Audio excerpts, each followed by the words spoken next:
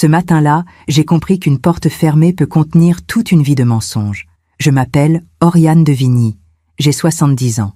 Et ce que je vais vous raconter aujourd'hui, pendant des mois, j'ai cru que personne ne me croirait.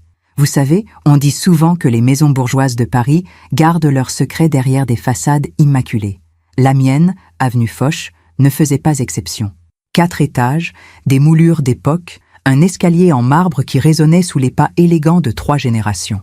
Mon arrière-grand-père l'avait acheté en 1912. Les murs avaient vu naître mes enfants.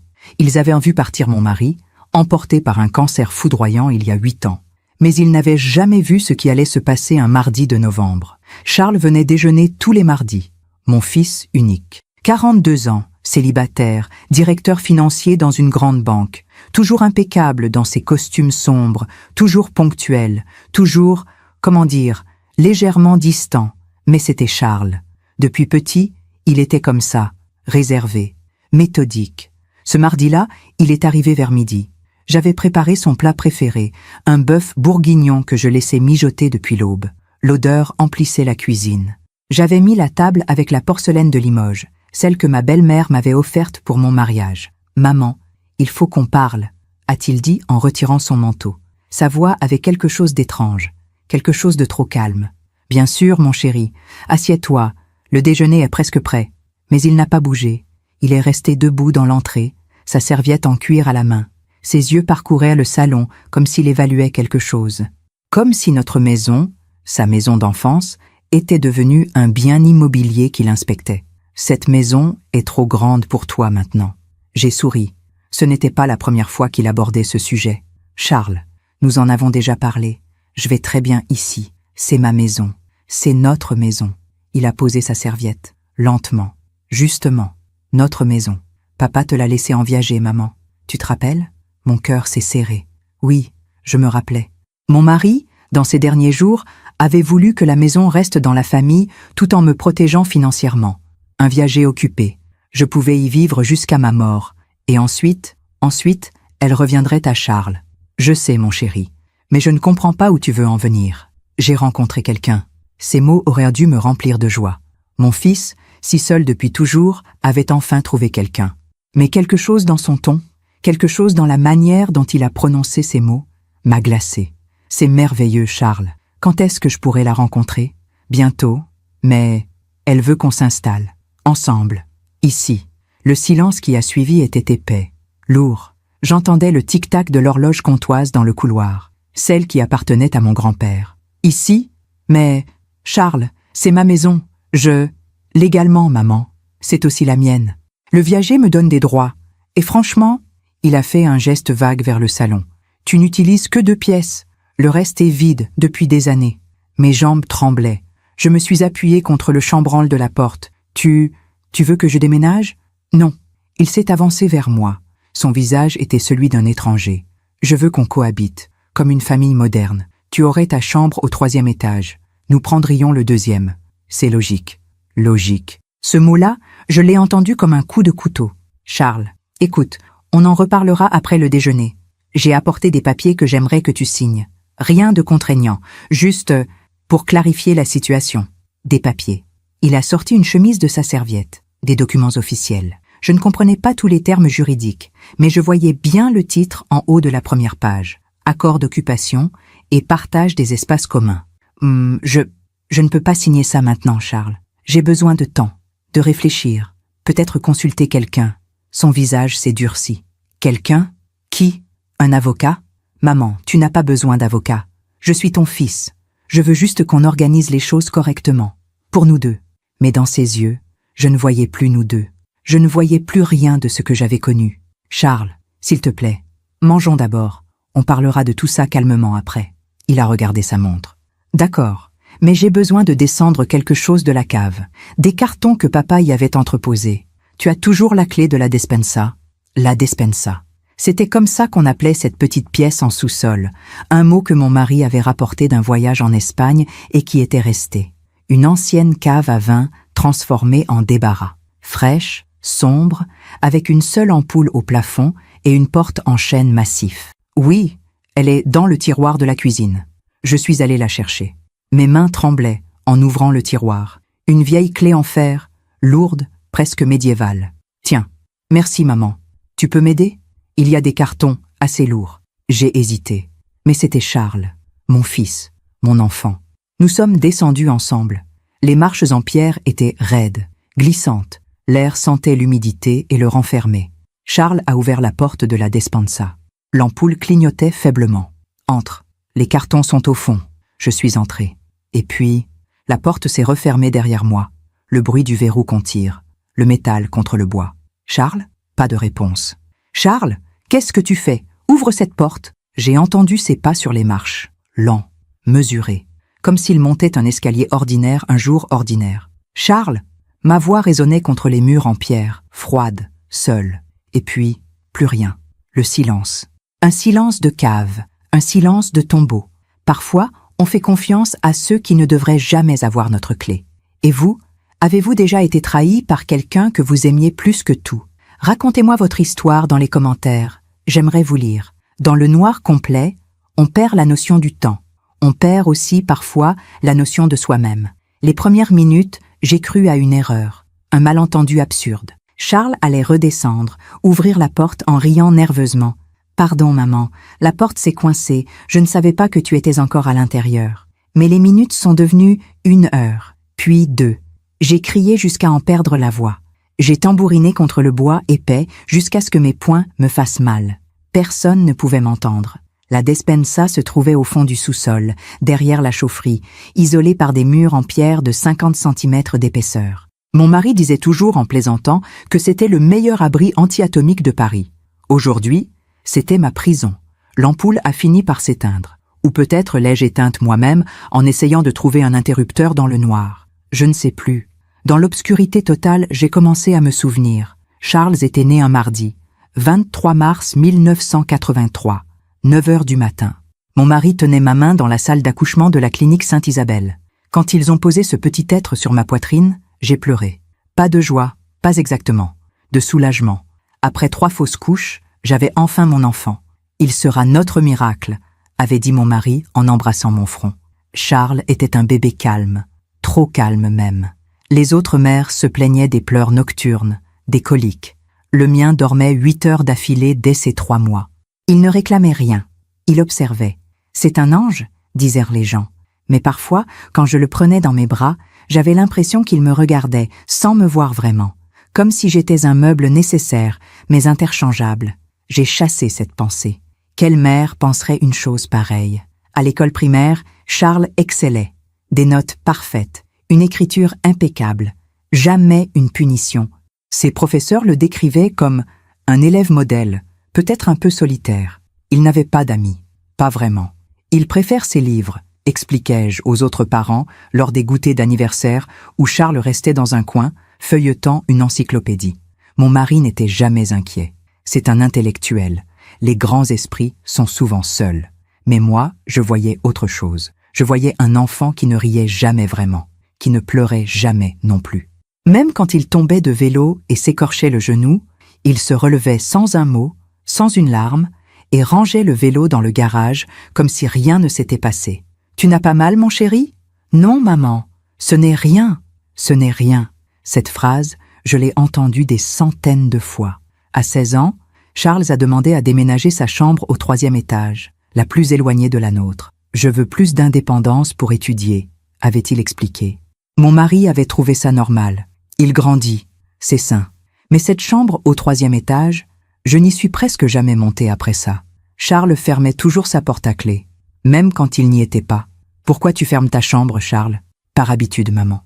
C'est mon espace privé. » Son espace privé. Nos mardis ensemble avaient commencé après la mort de son père. Charles avait suggéré ses déjeuners hebdomadaires. « Pour que tu ne sois pas seule, maman. » J'avais été touchée, émue. Mon fils prenait soin de moi. Mais maintenant, assise dans cette cave glaciale, je me demandais, était-ce vraiment pour prendre soin de moi? Ou pour surveiller quelque chose? Mes jambes me faisaient mal.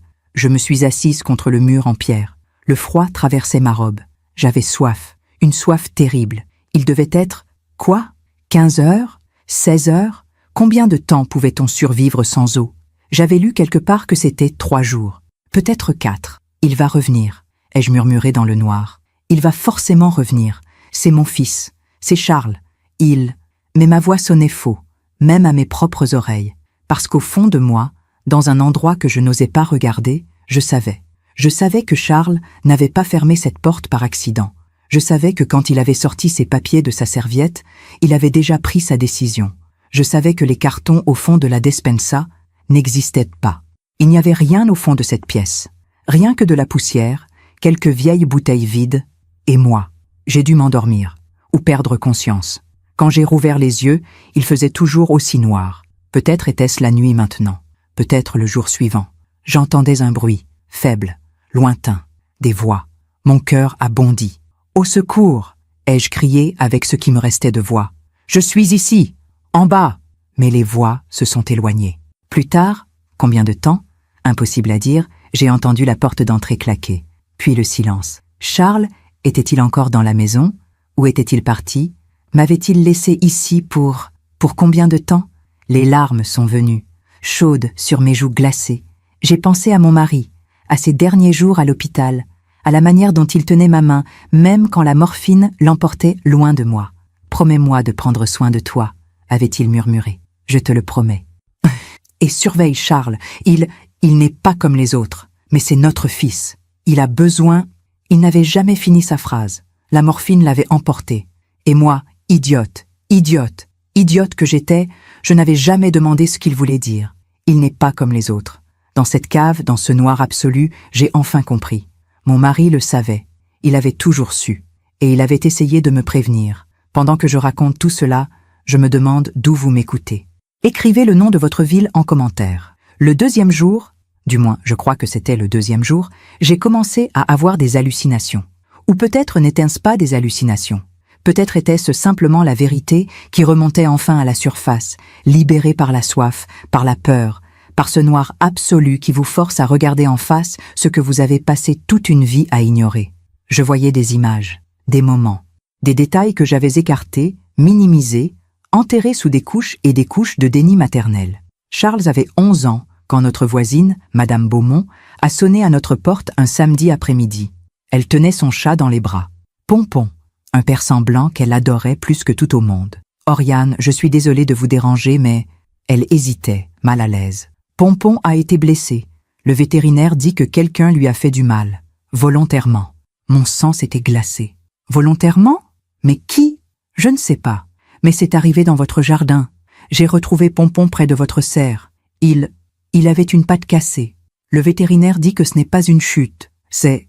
Elle n'avait pas osé finir. J'étais montée voir Charles. Il était dans sa chambre, assis à son bureau, faisant ses devoirs de mathématiques avec une concentration parfaite. « Charles, tu as vu quelque chose dans le jardin aujourd'hui? Le chat de Madame Beaumont a été blessé. » Il avait levé les yeux. Pas un battement de cils. « Non, maman, je n'ai rien vu. Tu es sûre? Tu étais dans le jardin ce matin. » J'étais dans la serre. Je regardais tes orchidées. Je n'ai rien remarqué d'anormal. Sa voix était calme, trop calme. « D'accord, mon chéri, merci. » En redescendant, j'avais croisé mon mari dans le couloir. « Alors? » Il dit qu'il n'a rien vu. Mon mari avait froncé les sourcils. « Tu le crois ?» J'avais regardé mon mari avec stupéfaction. « Bien sûr que je le crois. C'est notre fils. Tu penses vraiment que Charles serait capable de... » « Non, non, bien sûr que non. » Mais il avait dit ces mots trop vite, comme s'il voulait se convaincre lui-même. 2 semaines plus tard, Madame Beaumont avait déménagé. Elle ne nous avait jamais reparlé. Dans le noir de la cave, j'ai ri. Un rire sec, amer, qui m'a fait mal à la gorge desséchée. Combien de fois avais-je détourné le regard? Combien de fois avais-je choisi de ne pas voir? Il y avait eu aussi cette histoire au lycée. Charles avait 17 ans. Son professeur d'histoire, Monsieur Lefebvre, avait demandé à nous voir, mon mari et moi. Je voulais vous parler de Charles. Il y a un problème avec ses notes? Non, justement. Charles a toujours 20 sur 20. C'est autre chose. Monsieur Lefebvre avait sorti une copie de dissertation, l'écriture de Charles, parfaite comme toujours. Lisez ce passage, s'il vous plaît. C'était une dissertation sur la Révolution française. Charles y décrivait avec une précision chirurgicale les exécutions de la Terreur. Les détails étaient troublants. La manière dont la lame tombait, le temps exact que mettait une tête à cesser de penser après avoir été séparée du corps, les spasmes musculaires. « C'est très... documenté », avait dit mon mari, visiblement mal à l'aise. C'est surtout très détaché. Monsieur de Vigny, votre fils décrit des êtres humains décapités comme s'il parlait de mécanismes. Il n'y a aucune émotion, aucune humanité dans son écriture. Et ce qui m'inquiète le plus, il avait tourné la page. C'est cette conclusion. J'avais lu. La violence organisée et méthodique est plus efficace que la violence émotionnelle. Robespierre l'avait compris. L'élimination systématique des obstacles est une forme de rationalité supérieure. Je ne comprends pas, avais-je balbutié. C'est une dissertation d'histoire. Il analyse des faits historiques. Madame de Vigny, je suis professeur depuis 30 ans. Je sais faire la différence entre une analyse historique et autre chose. Votre fils ne juge pas la terreur. Il l'admire. Mon mari était intervenu, la voix sèche. Vous accusez notre fils de quoi exactement? D'avoir une pensée critique? D'être intelligent? Je ne l'accuse de rien. Je vous alerte, c'est tout. Nous étions rentrés en silence. Le soir, j'avais frappé à la porte de Charles. Charles, ton professeur d'histoire voulait nous parler de ta dissertation. Oui, je sais. Il ne comprend pas l'analyse objective. Charles, tu ne penses pas vraiment que la violence est rationnelle? Il m'avait regardé. Et pour la première fois de ma vie, j'avais vu quelque chose dans ses yeux qui m'avait terrifié. Du mépris. Maman, la violence est un outil, ni bon ni mauvais, juste efficace ou inefficace. Les gens qui refusent de le comprendre sont ceux qui finissent victimes. Charles, tu parles comme quelqu'un qui réfléchit. Bonne nuit, maman. Il avait refermé la porte. J'avais soif. Une soif qui me dévorait de l'intérieur. Ma langue était gonflée. Mes lèvres craquelaient. Je ne savais plus si c'était le jour ou la nuit. Depuis combien de temps étais-je ici? 48 heures, 60, 72. Je me suis traînée jusqu'à un coin de la pièce. Mes doigts ont trouvé quelque chose de froid. Du métal. Une vieille bouteille. Vide. J'ai pleuré. Des larmes que je ne pouvais pas me permettre de perdre. De l'eau que mon corps ne pouvait pas gaspiller. Après le lycée, Charles était entré à HEC.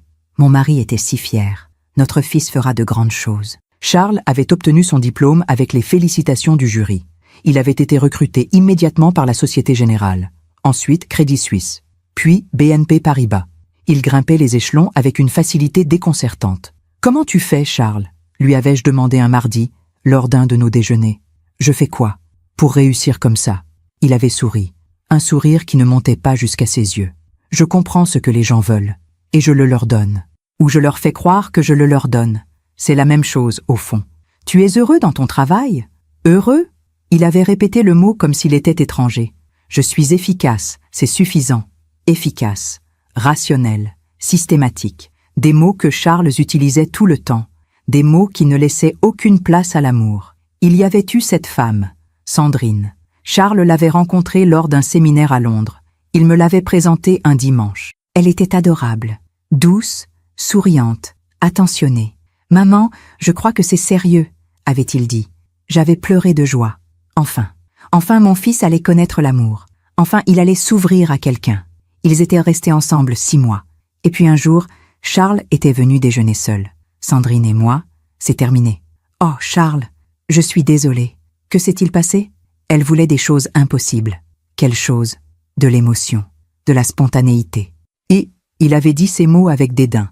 Elle voulait que je lui dise que je l'aimais tous les jours, que je sois jaloux quand elle parlait à d'autres hommes, que je ressente des choses. Mais Charles, c'est normal de ressentir des choses quand on aime quelqu'un.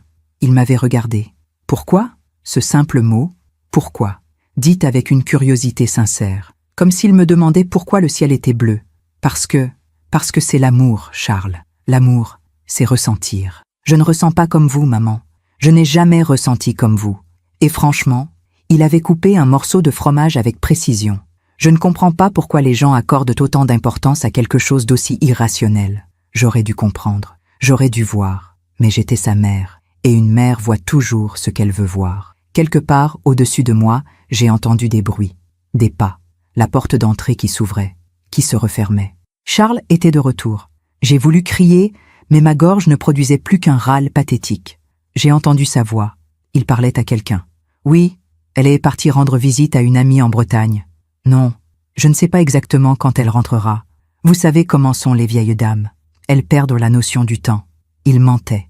Il mentait aux voisins avec le même ton calme, rationnel, efficace qu'il utilisait pour tout. « Bah, si vous avez besoin de la contacter, je peux lui transmettre un message.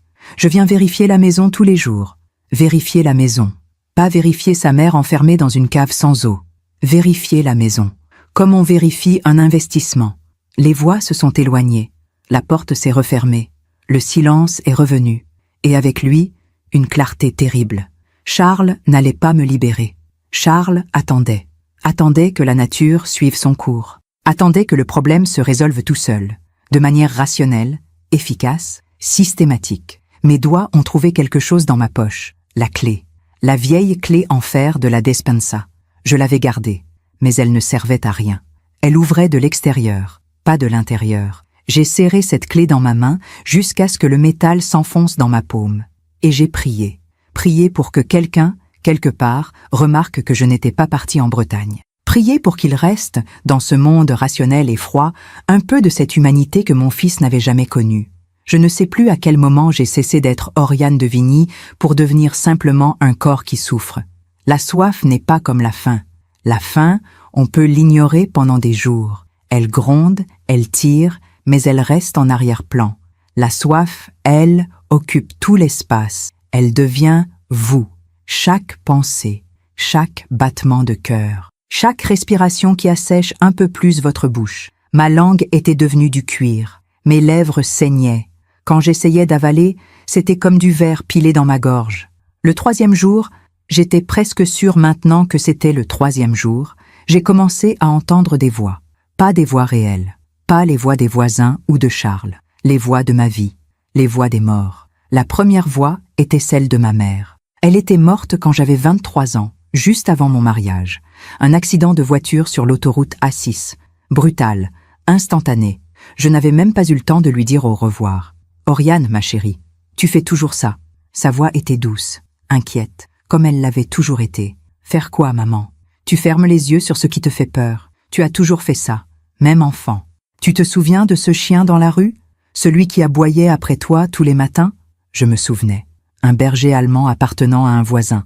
Il grognait chaque fois que je passais devant leur portail pour aller à l'école. Tu faisais semblant qu'il n'était pas là. Tu marchais les yeux fixés droit devant, en fredonnant une chanson. Tu pensais que si tu ne le voyais pas, il ne te verrait pas non plus. Ça marchait. Non, ma chérie, ça ne marchait pas. Le chien était toujours là. Ta peur était toujours là. Tu avais juste appris à ne pas la regarder. J'ai pleuré. Des larmes sèches qui brûlaient. Maman, j'ai peur. Je sais, mon ange, mais cette fois, tu ne peux pas fermer les yeux. La 2e voix était celle de mon mari. Pierre, mon Pierre. 52 ans de mariage. 52 ans de complicité, de tendresse, de quotidien partagé. Tu te souviens du jour où Charles est né? Oui. Tu te souviens de ce que j'ai dit? Tu as dit que c'était notre miracle. Avant ça, à la sage-femme, quand elle a posé Charles sur ta poitrine. Je ne me souvenais pas. J'ai dit, il ne pleure pas. C'est normal? Et la sage-femme a ri. Elle a dit, certains bébés sont plus calmes que d'autres. C'est un bon signe. Mais Oriane, dans ses yeux, quoi? Elle ne le pensait pas? J'ai vu dans ses yeux qu'elle ne le pensait pas. Oui, Pierre, pourquoi tu ne m'en as jamais parlé? Pour la même raison que toi, tu n'as jamais parlé du chat de Madame Beaumont. Pour la même raison qu'on n'a jamais parlé de Sandrine qui pleurait au téléphone en te suppliant de lui expliquer ce qui n'allait pas chez Charles. Pour la même raison qu'on n'a jamais vraiment regardé notre fils. Parce que c'était notre fils. Oui, et on l'aimait, on l'aime, mais l'amour ne change pas ce que quelqu'un est, Oriane. L'amour ne répare pas ce qui est cassé depuis le début. Tu penses qu'il est cassé? Un long silence. Je pense qu'il est vide. J'ai dû m'évanouir encore. Quand je suis revenue à moi, j'avais tellement froid que mes dents claquaient. Ou peut-être était-ce la fièvre. Mon corps commençait à se consumer de l'intérieur. La déshydratation. J'avais lu un article là-dessus dans Le Figaro, il y a des années. Un article médical sur les réfugiés perdus dans le désert. Les étapes de la déshydratation sévère. D'abord, la soif intense. Puis, les maux de tête. La confusion. Les hallucinations. Ensuite, les organes commencent à lâcher. Les reins d'abord. Puis, le cœur. Combien de temps me restait-il? J'ai pensé à tous ces mardis. Ces déjeuners hebdomadaires que j'attendais avec tant d'impatience. Charles arrivait toujours à midi pile. Jamais en avance. Jamais en retard. Il retirait son manteau, le pliait sur le dossier de la chaise. Il s'asseyait à la même place, celle qui avait été la sienne depuis l'enfance. Il parlait de son travail, des chiffres, des stratégies, Des gens qu'il manipulait avec une habileté qu'il décrivait avec fierté. Mon supérieur pensait me bloquer pour une promotion. J'ai découvert qu'il avait une maîtresse. Je n'ai rien dit à personne. Mais lui le sait. Maintenant, il signe tout ce que je lui demande. Charles, ce n'est pas... Pas quoi, maman? Pas éthique? Il avait souri. L'éthique est un luxe pour ceux qui peuvent se le permettre. Je changeais de sujet. Toujours. Je lui demandais s'il voyait quelqu'un, s'il sortait, s'il était heureux. Je vais bien, maman. Ne t'inquiète pas pour moi. Mais je m'inquiétais. Bien sûr que je m'inquiétais. Mon fils de 42 ans vivait seul dans un appartement du 16e arrondissement. Un appartement que je n'avais vu qu'une seule fois. Blanc, minimaliste, froid. Pas une photo. Pas un objet personnel. Juste des meubles fonctionnels et des livres de finances. Tu pourrais mettre quelques photos, Charles. Ça rendrait l'endroit plus chaleureux. Pourquoi? Parce qu'une maison doit être vivante. Ce n'est pas une maison, maman. C'est un lieu où je dors. Un lieu où je dors. Pas un foyer, pas un refuge. Juste une fonction. Il y avait eu aussi ce moment, il y a 3 ans.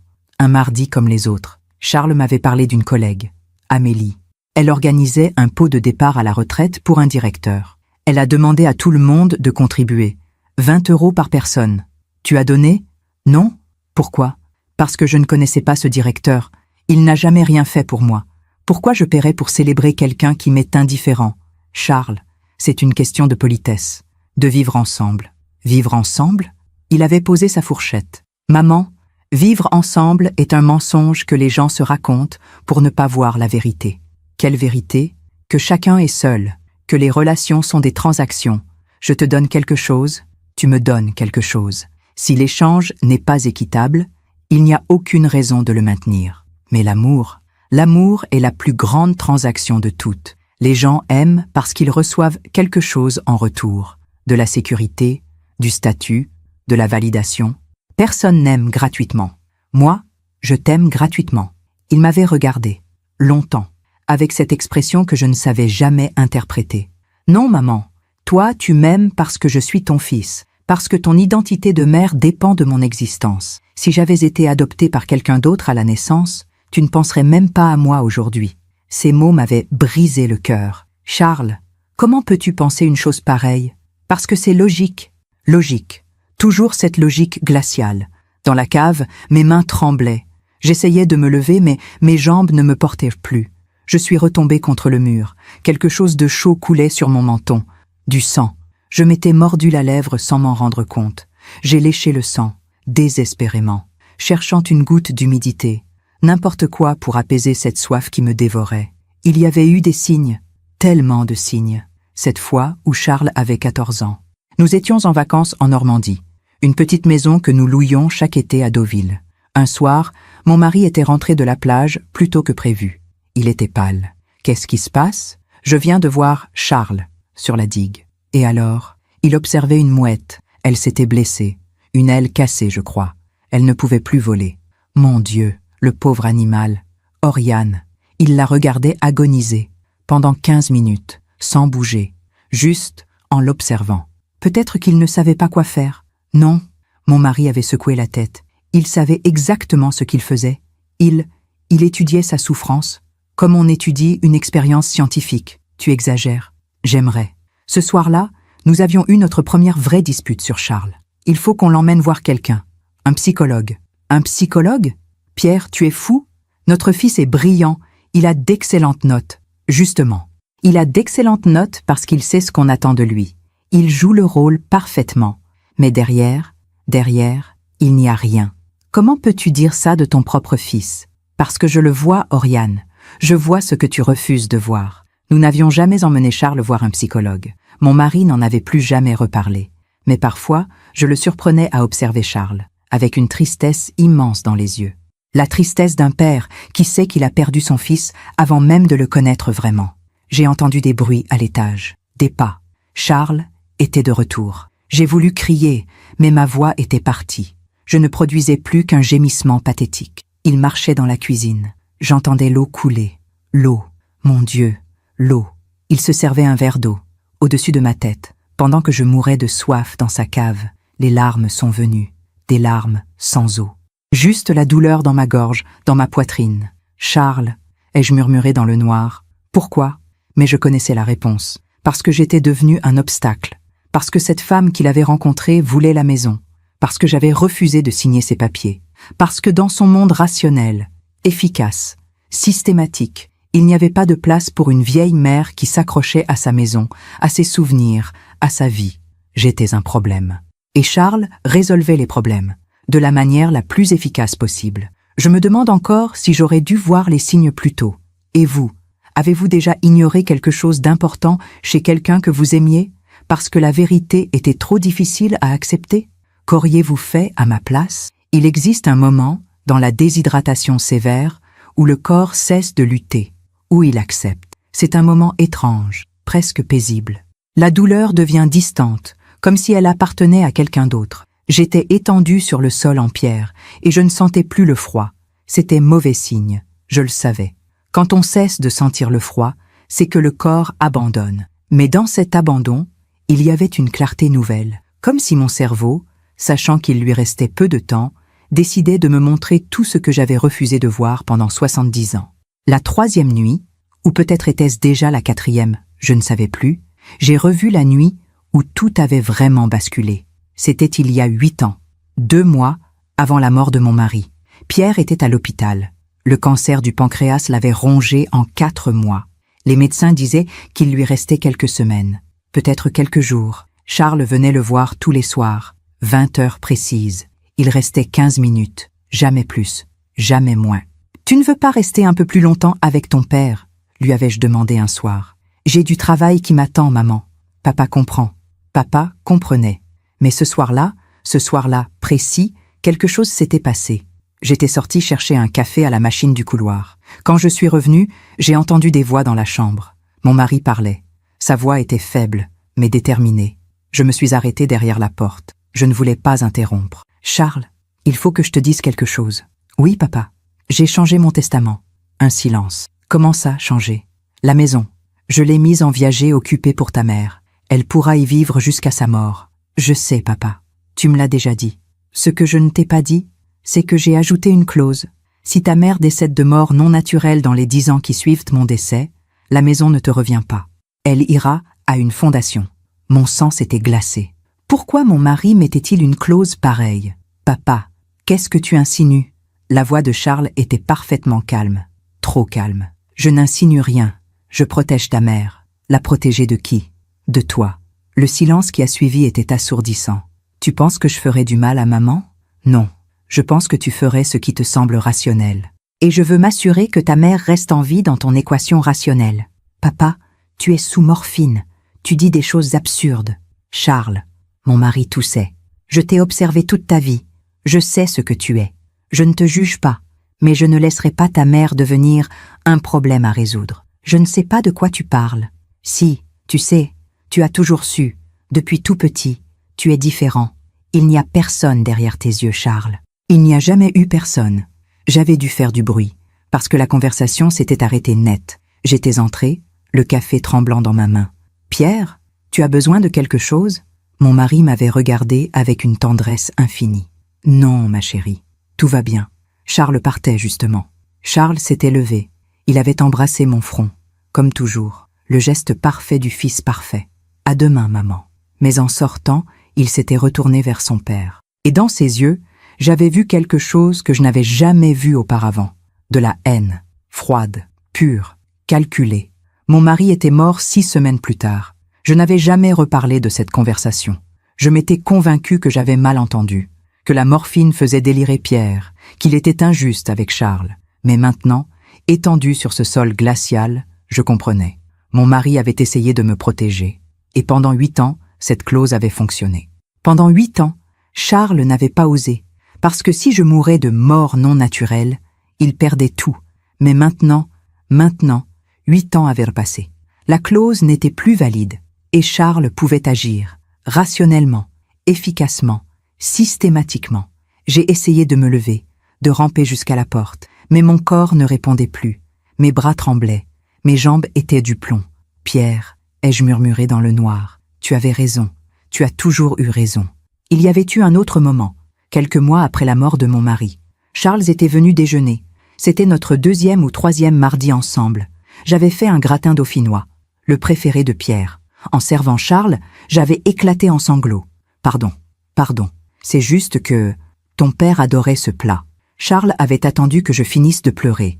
Puis il avait dit « Maman, papa est mort. Pleurer ne le ramènera pas. Je sais, mais les émotions sont un choix. Tu choisis de souffrir. Tu pourrais choisir autre chose. Charles, ce n'est pas comme ça que ça marche. On ne choisit pas d'être triste quand on perd quelqu'un qu'on aime. Pourquoi pas? Le cerveau est une machine. On peut le reprogrammer. Le cerveau n'est pas qu'une machine. Le cœur est un muscle qui pompe du sang. Rien d'autre. J'avais regardé mon fils. Vraiment regardé. Charles, tu as pleuré quand papa est mort? Un silence. Non. Pourquoi? Parce qu'il n'y avait aucune raison de pleurer. Papa était malade. La mort était inévitable. Pleurer n'aurait servi à rien. Mais tu l'aimais? Il avait réfléchi. Longtemps. Comme s'il cherchait la bonne réponse dans un manuel. Je reconnais qu'il était mon père. Qu'il m'a fourni ce dont j'avais besoin pour grandir. Est-ce que c'est ça, l'amour? Mon Dieu. Mon Dieu. Mon fils ne savait pas ce qu'était l'amour. Il ne l'avait jamais su. J'ai pensé à tous ces livres que j'avais lus sur la psychologie. Ces articles dans Elle et Marie-Claire sur les enfants difficiles. Les termes que je n'avais jamais osé prononcer. Psychopathie, sociopathie, trouble de la personnalité antisociale. Des mots terribles. Des diagnostics qu'aucune mère ne veut entendre. Mais les signes avaient toujours été là. L'absence d'empathie, le charme superficiel, la manipulation, l'incapacité à former de véritables liens émotionnels. La vision du monde comme un ensemble de transactions. Mon fils n'était pas méchant. Il était vide. Et dans ce vide, il n'y avait pas de place pour moi. Il devait être très tard maintenant. Ou très tôt. Je ne savais plus. J'entendais des bruits dehors. Une voiture qui passait. Le bruit lointain d'une sirène. La vie continuait. Là-haut. Pendant que je mourais ici. En bas. Quelqu'un, ai-je murmuré. S'il vous plaît. Quelqu'un. Mais personne ne pouvait m'entendre. Charles avait pensé à tout. Il avait dit aux voisins que j'étais partie en Bretagne. Il venait vérifier la maison, tous les jours, jouant le rôle du fils attentionné. Personne ne chercherait, personne ne s'inquiéterait. Pas avant des semaines, peut-être des mois. Et quand on me retrouverait enfin, on conclurait à un accident tragique. Une vieille dame enfermée par erreur dans sa propre cave. Ces choses arrivent. Charles pleurerait aux funérailles. Il dirait les mots justes. Il jouerait le fils dévasté à la perfection. Et ensuite, il vendrait la maison. 2 millions d'euros, peut-être 3, pour un hôtel particulier avenue Foch. De quoi s'installer confortablement avec sa nouvelle compagne. Problème résolu. Efficacement. Mes pensées dérivaient. Je voyais des images, des fragments de ma vie. Ma mère me coiffant pour mon premier jour d'école. Mon père m'apprenant à faire du vélo dans le jardin du Luxembourg. Pierre me demandant en mariage sous les arcades de la place des Vosges. Notre nuit de noces dans ce petit hôtel de l'île Saint-Louis. La naissance de Charles. Mon Dieu, la naissance de Charles. Ce moment où il l'avait posé sur ma poitrine et où j'avais pensé « quelque chose ne va pas ». Mais j'avais chassé cette pensée immédiatement. Parce qu'on ne pense pas des choses pareilles de son nouveau-né. On ne se dit pas « cet enfant est froid », même quand il l'est. J'ai entendu des pas au-dessus. Charles, encore, il marchait dans la maison. Sa maison maintenant, dans sa tête. Il préparait probablement déjà les travaux, les rénovations. Il effaçait ma présence pièce par pièce. Ma chambre deviendrait un bureau. Le salon serait repeint, blanc, minimaliste, comme son appartement. Les photos de famille seraient jetées. La porcelaine de Limoges donnée à Emmaüs. Les meubles de mon arrière-grand-père vendus à Drouot. Tout ce qui racontait notre histoire serait effacé. Parce que pour Charles, l'histoire n'avait aucune valeur. Seul le présent comptait. Seule l'efficacité comptait. Il y avait eu ce dîner, il y a 2 ans. Un dîner de Noël. J'avais invité Charles. J'avais cuisiné pendant 2 jours. Foie gras, chapon au marron, bûche glacée. Il était arrivé avec 1 heure de retard. Pardon, maman. Réunion qui s'est prolongée. Nous nous étions mis à table. J'avais sorti les bougies, la nappe brodée, les couverts en argent. C'est notre premier Noël sans papa, avais-je dit doucement. Oui. Tu ne trouves pas que la maison est vide sans lui? Non. Sa réponse était tombée comme une pierre. Charles. Quoi? Tu veux que je dise que je ressens quelque chose que je ne ressens pas? À quoi ça servirait? Ça servirait à partager, à ne pas être seul dans notre peine. Toi, tu as de la peine, pas moi. On ne partage pas quelque chose qui n'existe pas. J'avais regardé mon fils manger son foie gras avec des gestes précis, méthodiques. et j'avais compris que j'étais seule à cette table, terriblement seule, même avec Charles assis en face de moi. Quelque chose de chaud coulait sur ma tempe, du sang probablement. J'avais dû me cogner la tête sans m'en rendre compte. Mes yeux ne focalisaient plus, tout était flou. Même dans le noir, je sentais que ma vision se désintégrait. Mes reins avaient probablement cessé de fonctionner. Mon cœur battait de manière irrégulière, trop vite, puis trop lent. « Pierre », ai-je murmuré, « attends-moi. Peut-être que la mort n'était pas si terrible. Peut-être que de l'autre côté, je retrouverais mon mari, mes parents, tous ceux que j'avais aimés, tous ceux qui savaient ce qu'était l'amour. Mais alors, dans ce moment de semi-conscience, j'ai entendu quelque chose, un bruit différent. Pas les pas de Charles, autre chose. Une voiture qui se garait, des portières qui claquaient, des voix, plusieurs voix. Avenue Foch, numéro 47, signalement d'un voisin, n'a pas été vu depuis 4 jours. Mon cœur a bondi. Quelqu'un était venu, quelqu'un avait remarqué. J'ai essayé de crier, mais seul un gémissement pathétique est sorti de ma gorge. Des coups à la porte, fort, insistant. « Police, ouvrez !» La police. Mon Dieu, la police était là. J'ai entendu Charles ouvrir. Sa voix, calme, posée, légèrement surprise. « Messieurs, je peux vous aider ? Charles de Vigny ? Oui, c'est moi. Où est votre mère ? Ma mère ? Elle est en voyage, en Bretagne, chez une amie. Quel est le nom de cette amie ? Un silence, imperceptible. Mais j'ai senti l'hésitation. Je ne me souviens plus exactement. Une amie d'enfance. Elle ne se voyait plus depuis longtemps. Monsieur de Vigny, un de vos voisins nous a signalé qu'il n'avait pas vu votre mère depuis plusieurs jours. Il dit que c'est inhabituel, que Madame de Vigny sortait tous les matins acheter son pain. C'est vrai, mais elle m'a dit qu'elle avait besoin de s'évader un peu. Depuis la mort de mon père, nous aimerions vérifier qu'elle va bien. Vous avez son numéro de téléphone ? Bien sûr, mais elle a du mal avec son portable. Elle oublie souvent de le recharger. J'ai entendu des pas. Plusieurs personnes entraient dans la maison. Vous permettez qu'on jette un œil ?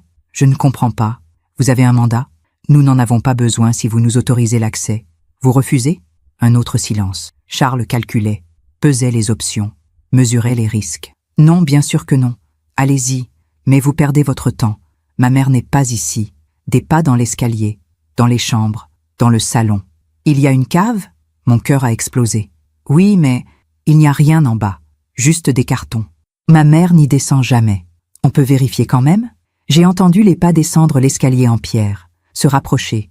J'ai rassemblé toutes mes forces, toute l'énergie qui me restait, et j'ai tapé contre la porte, faiblement. Un bruit à peine audible.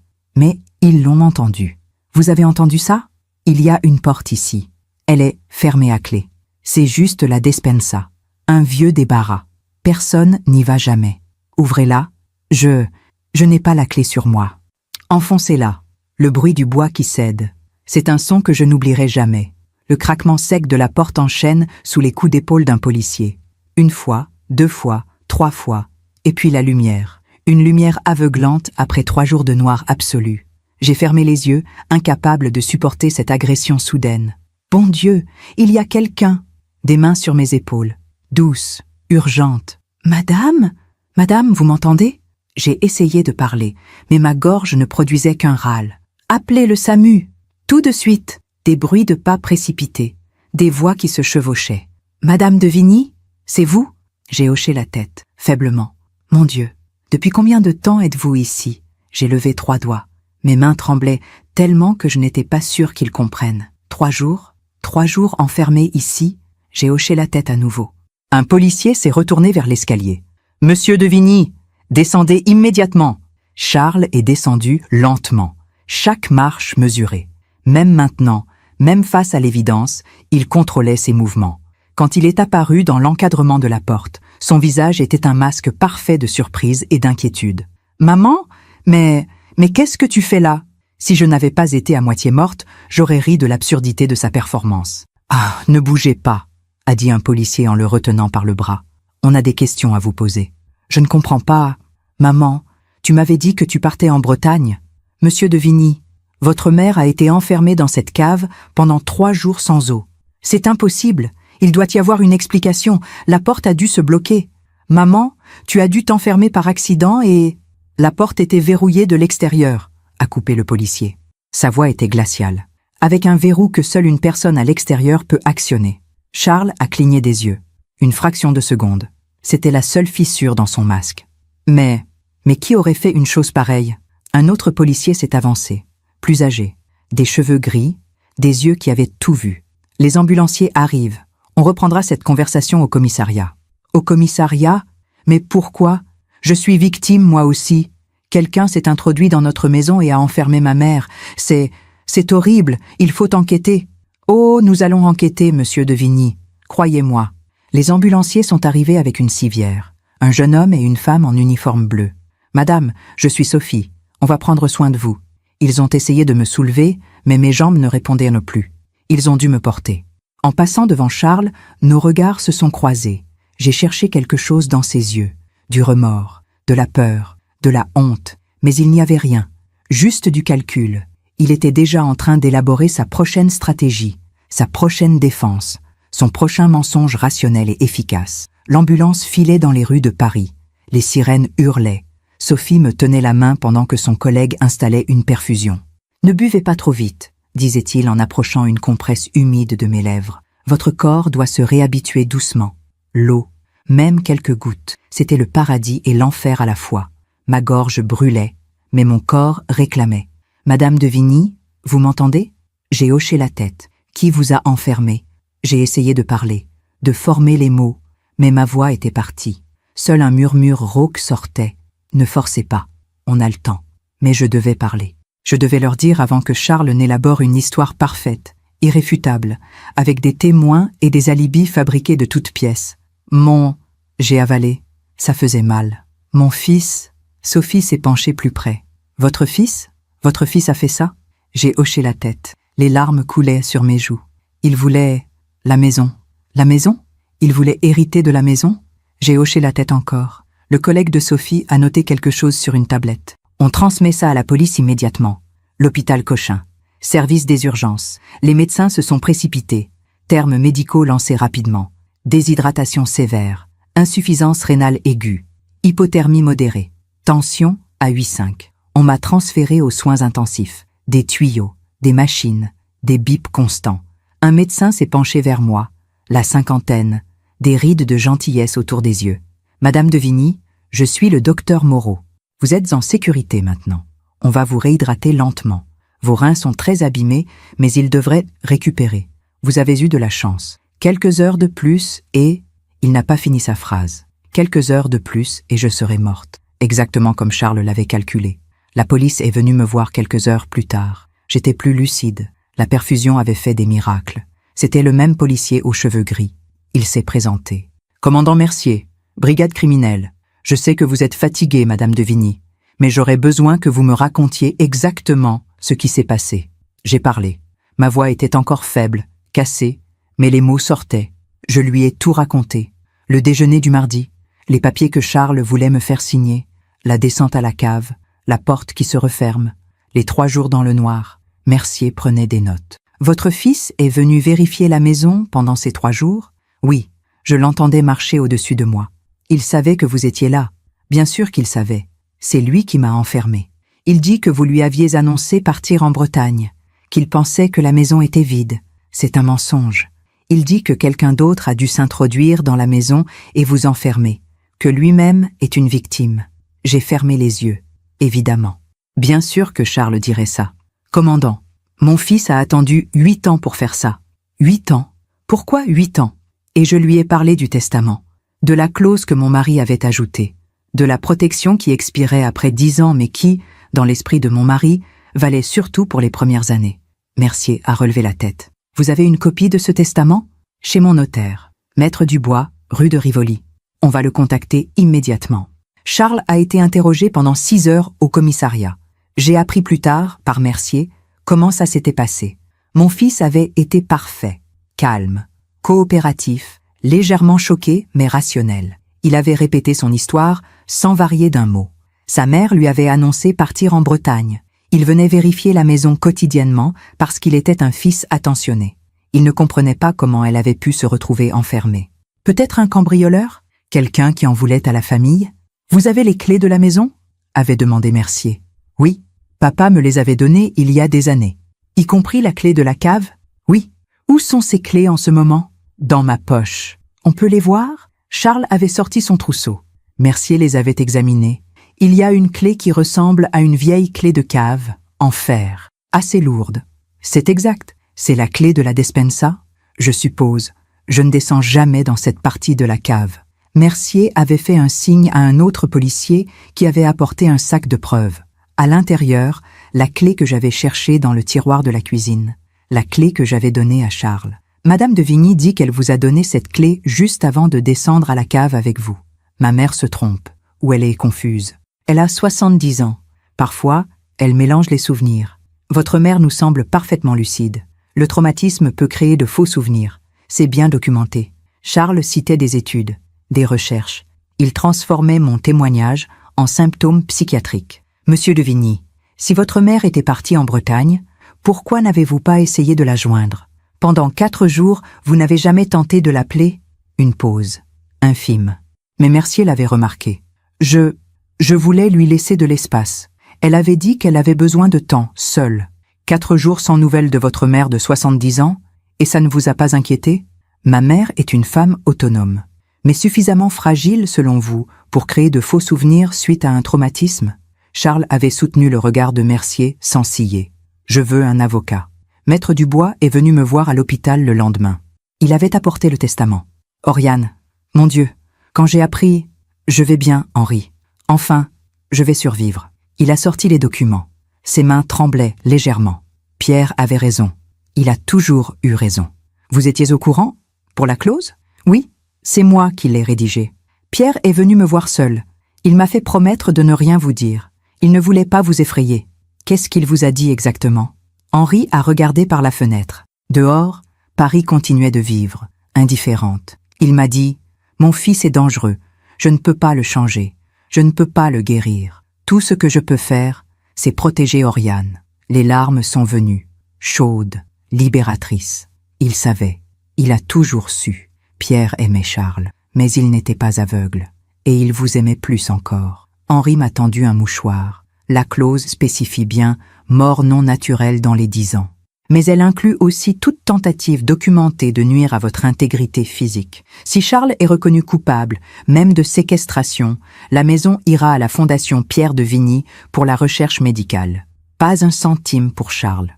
Mon mari avait créé une fondation, dans son testament, avec la maison comme dotation principale si jamais quelque chose vous arrivait. Pierre avait pensé à tout. Mon mari extraordinaire, qui observait notre fils avec cette tristesse infinie, avait construit un rempart juridique pour me protéger, même après sa mort. Le docteur Moreau est entré dans ma chambre en fin d'après-midi. Madame de Vigny, j'ai de bonnes nouvelles. Vos reins reprennent lentement leur fonction. Vous allez vous en sortir. Merci, docteur. Il s'est assis au bord du lit. Il avait quelque chose à me dire. Je le voyais dans ses yeux. J'ai entendu votre fils dans le couloir ce matin.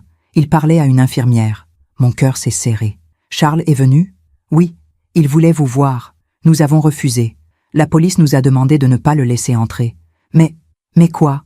J'étais dans le bureau des infirmières, juste à côté. J'ai entendu leur conversation. Enfin, ce qu'ils disaient à l'infirmière. Qu'est-ce qu'ils disaient? Le docteur Moreau a hésité. Miss, il disait que vous aviez des problèmes de mémoire ces derniers mois, que vous oubliez des choses, que vous vous étiez perdu 2 fois en revenant du marché, que vous aviez commencé à raconter des histoires étranges sur votre défunt mari. Quoi? Mais c'est complètement faux.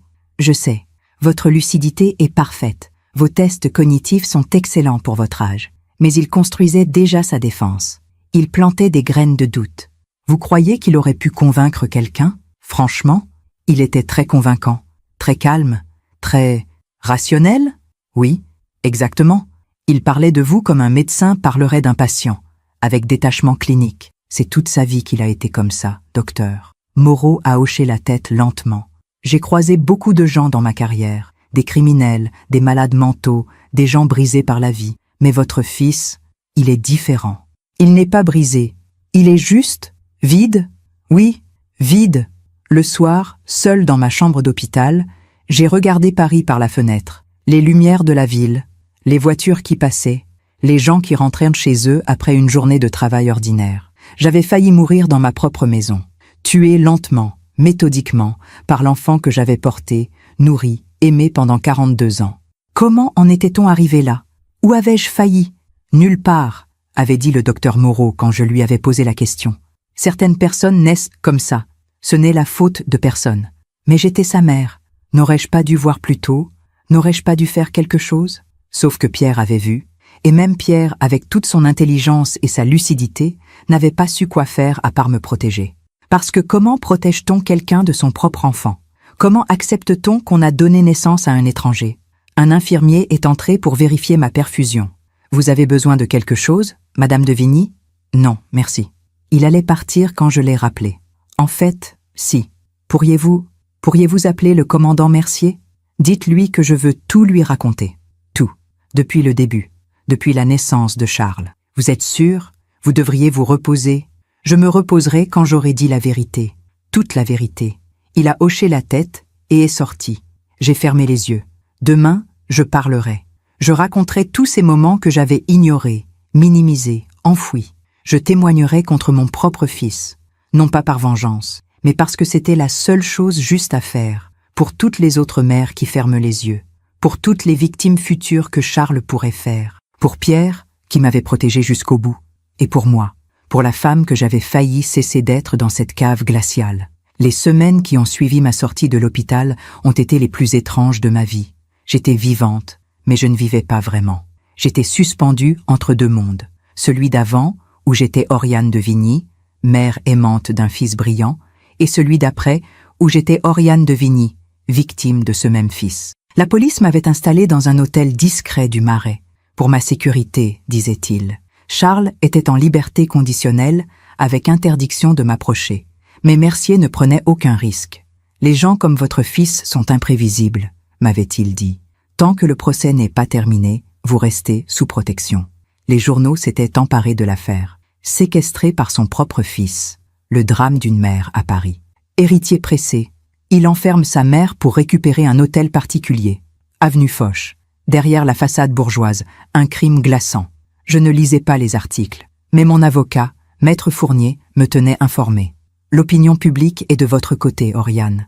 Charles est dépeint comme un monstre. Il n'est pas un monstre, avais-je répondu doucement. C'est pire que ça.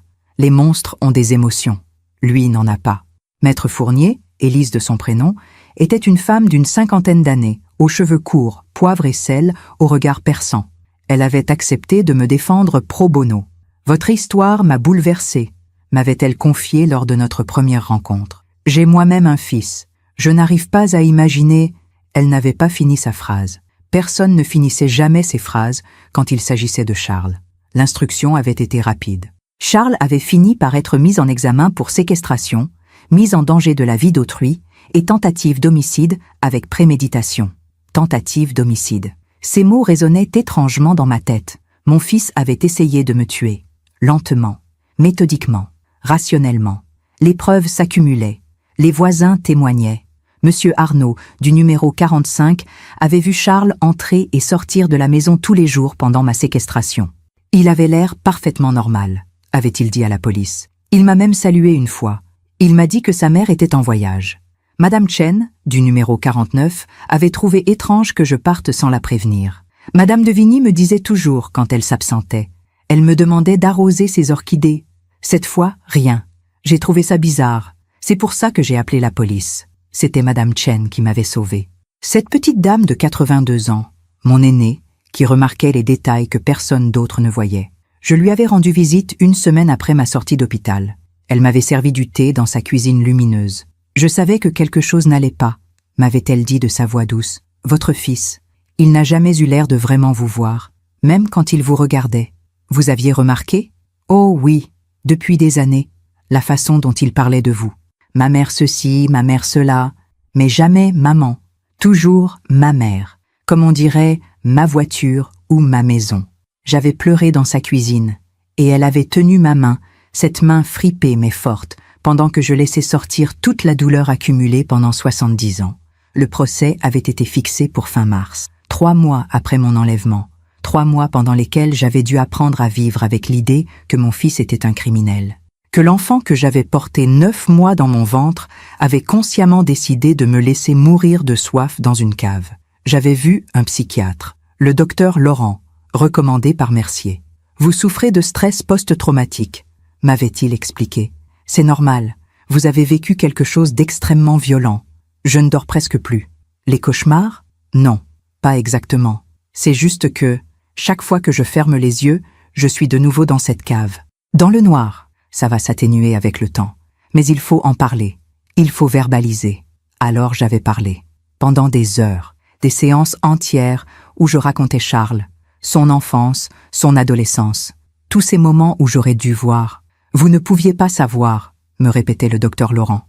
Les psychopathes sont des experts en manipulation. Ils apprennent très jeunes à imiter les émotions, à jouer le rôle qu'on attend d'eux. Psychopathe. C'est le mot officiel? Techniquement, on parle de troubles de la personnalité antisociale. Mais oui, dans le langage courant, votre fils présente tous les critères. On peut les soigner? Un long silence. Non. On peut leur apprendre à mieux gérer certains comportements. Mais on ne peut pas leur donner ce qui leur manque fondamentalement. L'empathie. Février avait été particulièrement froid. Je marchais beaucoup dans Paris. Des heures et des heures. Le Marais. Les quais de Seine. Le jardin du Luxembourg. J'essayais de me reconnecter avec la ville que j'avais toujours aimée. Mais tout semblait différent. Terni.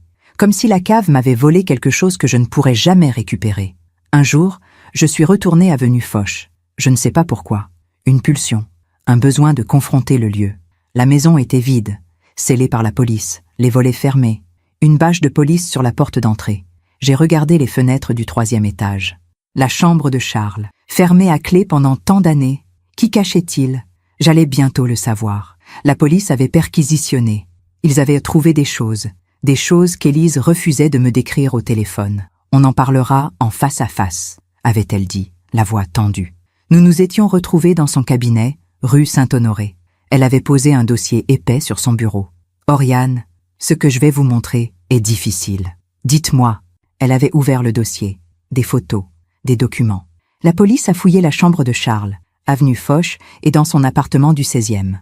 Et alors, ils ont trouvé des archives. Quel genre d'archives? Élise avait sorti une première photo, un classeur, étiqueté avec soin. Mère, vulnérabilité et levier. Mon sang s'était glacé. Qu'est-ce que c'est?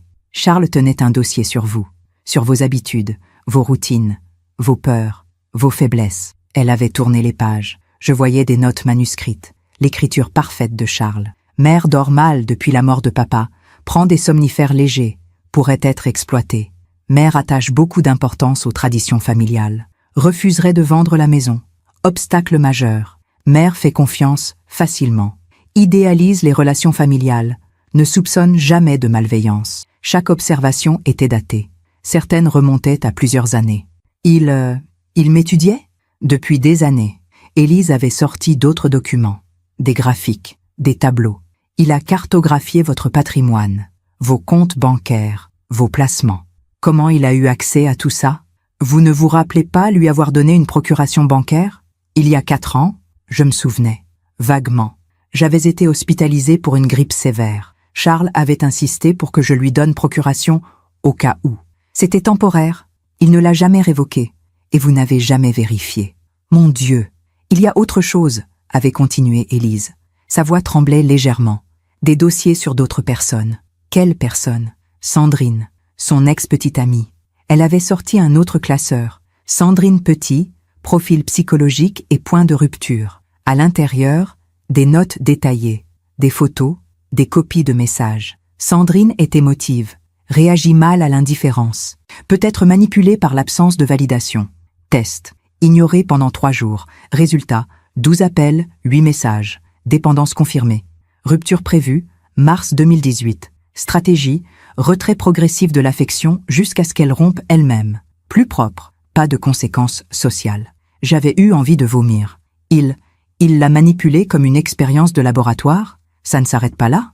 Élise avait sorti d'autres dossiers. Des collègues de travail. Des voisins. Même Madame Beaumont, notre ancienne voisine. Madame Beaumont, attachement excessif à son chat, pourrait être utilisé comme levier ou test de limite. Test de limite. Le chat blessé. Ce n'était pas de la cruauté enfantine. C'était une expérience, pour voir jusqu'où il pouvait aller sans conséquence. J'étais ressortie du cabinet d'Élise en état de choc. Charles n'avait pas juste essayé de me tuer. Il avait passé toute sa vie à étudier les gens comme des objets, à les cataloguer, à identifier leurs faiblesses, à élaborer des stratégies pour les exploiter. J'avais marché jusqu'à Notre-Dame. Je m'étais assise sur un banc face à la cathédrale, encore en restauration après l'incendie. Un symbole peut-être, quelque chose de détruit qui se reconstruit lentement. Pouvais-je me reconstruire? Pouvais-je continuer à vivre en sachant que mon fils était, ça, un prédateur froid et méthodique qui portait le visage de l'enfant que j'avais aimé? Le soir, dans ma chambre d'hôtel, j'ai reçu un appel. Maître Fournier. Oriane, la défense de Charles vient de communiquer sa stratégie. Quelle stratégie? Ils vont plaider l'aliénation mentale de votre part. Quoi? Selon eux, vous souffrez de démence sénile précoce. Vous vous seriez enfermé vous-même dans la cave par confusion. Charles serait innocent. Pire, il serait lui-même une victime de vos accusations délirantes. Mais c'est insensé. J'ai 70 ans et tous mes tests cognitifs sont parfaits. Je sais. Mais ils vont présenter des témoins. Des gens qui diront que vous aviez des comportements étranges ces dernières années. Quels gens? Charles a fourni une liste. Des commerçants du quartier. Une ancienne femme de ménage. Un médecin. Quel médecin? Le docteur Valentin. Il dit vous avoir examiné il y a 6 mois. Il aurait noté des signes de confusion. Mais je n'ai jamais consulté le docteur Valentin. Mon médecin, c'est le docteur Arnoux. Charles dit vous avoir accompagné chez Valentin pour un deuxième avis. C'est faux. Je vous crois, Oriane. Mais ils vont produire des documents, des ordonnances, des notes médicales. J'ai compris. Charles avait fabriqué des preuves. Il avait construit, pendant des mois, peut-être des années, un dossier pour me faire passer pour folle. Au cas où son plan échouait, au cas où il serait découvert. Il avait toujours une stratégie de secours. Toujours. Mars était arrivé. Le procès approchait. Élise m'avait préparé. Des heures de répétition, de questions, de mise en situation. La défense va essayer de vous déstabiliser. Ils vont remettre en question votre mémoire, votre lucidité. Ils vont suggérer que vous en voulez à Charles pour des raisons irrationnelles. Vous devez rester calme, posé, factuel. Je ne sais pas si j'en suis capable. Vous l'êtes. Vous êtes la femme la plus forte que je connaisse. Vous avez survécu à 3 jours dans cette cave. Vous survivrez à ce procès. J'avais revu le docteur Laurent la veille du procès. Comment vous sentez-vous? Terrifié. C'est normal. Demain, vous allez affronter votre fils. L'homme qui a essayé de vous tuer. Mais vous allez aussi, enfin, dire la vérité. Toute la vérité. Et si personne ne me croit? Les preuves sont accablantes, Oriane. Les voisins. Les relevés téléphoniques qui montrent que Charles n'a jamais essayé de vous joindre. Le testament qui révèle son mobile. Les dossiers retrouvés chez lui. Vous allez gagner. Ce n'est pas de gagner dont j'ai besoin. De quoi alors? De comprendre. De comprendre comment j'ai pu donner naissance à ça. Le docteur Laurent m'avait regardé avec une infinie compassion. Vous n'avez pas donné naissance à ça. Vous avez donné naissance à un enfant. Ce que cet enfant est devenu, ce n'est pas votre faute. Alors la faute de qui? De personne. Ou de la nature. Ou de quelque chose dans son cerveau que nous ne comprenons pas encore. Mais pas de vous. Le soir, j'ai ouvert un vieux carton que j'avais récupéré de la maison. Des photos de famille. Charles bébé. Joufflu. Les yeux grands ouverts. Charles enfant. Sage dans son uniforme d'école. Charles adolescent. Beau. Distant. Charles adulte. Impeccable. Vide. J'ai regardé ces photos pendant des heures, cherchant un signe, une trace, un moment où j'aurais pu changer quelque chose. Mais il n'y en avait pas. Ou peut-être qu'il y en avait des centaines et que je les avais tous manqués. J'ai rangé les photos. Demain, je témoignerai. Demain, je raconterai l'histoire de Charles de Vigny. Non pas l'histoire qu'il voulait qu'on raconte, mais la vraie, celle d'un enfant né sans empathie dans un monde qui exigeait de l'amour, et d'une mère qui avait mis 70 ans à accepter que l'amour ne pouvait pas tout guérir. Le palais de justice de Paris est un bâtiment qui impose le respect. Ses hautes colonnes, ses plafonds voûtés, ses couloirs résonnants où des siècles d'histoire judiciaire semblent murmurer aux murs. J'y suis entré le 22 mars, accompagné d'Élise et du commandant Mercier. Il y avait des journalistes partout, des caméras, des flashs. Madame de Vigny, un mot pour France 2. Comment vous sentez-vous à l'idée de confronter votre fils? Pensez-vous qu'il sera condamné? Élise me protégeait de son corps, écartant les micros tendus. Laissez-la passer. Elle n'a rien à déclarer. Nous avons franchi les contrôles de sécurité, monté les escaliers de marbre, traversé des couloirs interminables. Et puis, la salle d'audience, salle numéro 7, 2e étage. C'était une pièce imposante, des boiseries sombres, des bancs en chêne, Une estrade où siégeaient 3 juges, la présidente, Madame Leroux, encadrée de 2 assesseurs. Les bancs du public étaient pleins. Des curieux, des journalistes autorisés, quelques visages que je reconnaissais. Madame Chen, Monsieur Arnaud, Maître Dubois et Charles. Il était assis au banc des accusés, flanqué de ses 2 avocats, Maître Beaumont et Maître Girard, les meilleurs pénalistes de Paris, les plus chers aussi. Où avait-il trouvé l'argent? J'ai appris plus tard qu'il avait hypothéqué son appartement, tout misé sur ce procès. Parce que s'il gagnait, il récupérait la maison. 3 millions d'euros, de quoi rembourser 100 fois ses dettes. Il portait un costume sombre, une cravate discrète, ses cheveux étaient parfaitement coiffés, son visage impassible. Quand je suis entré, il a tourné la tête vers moi. Nos regards se sont croisés.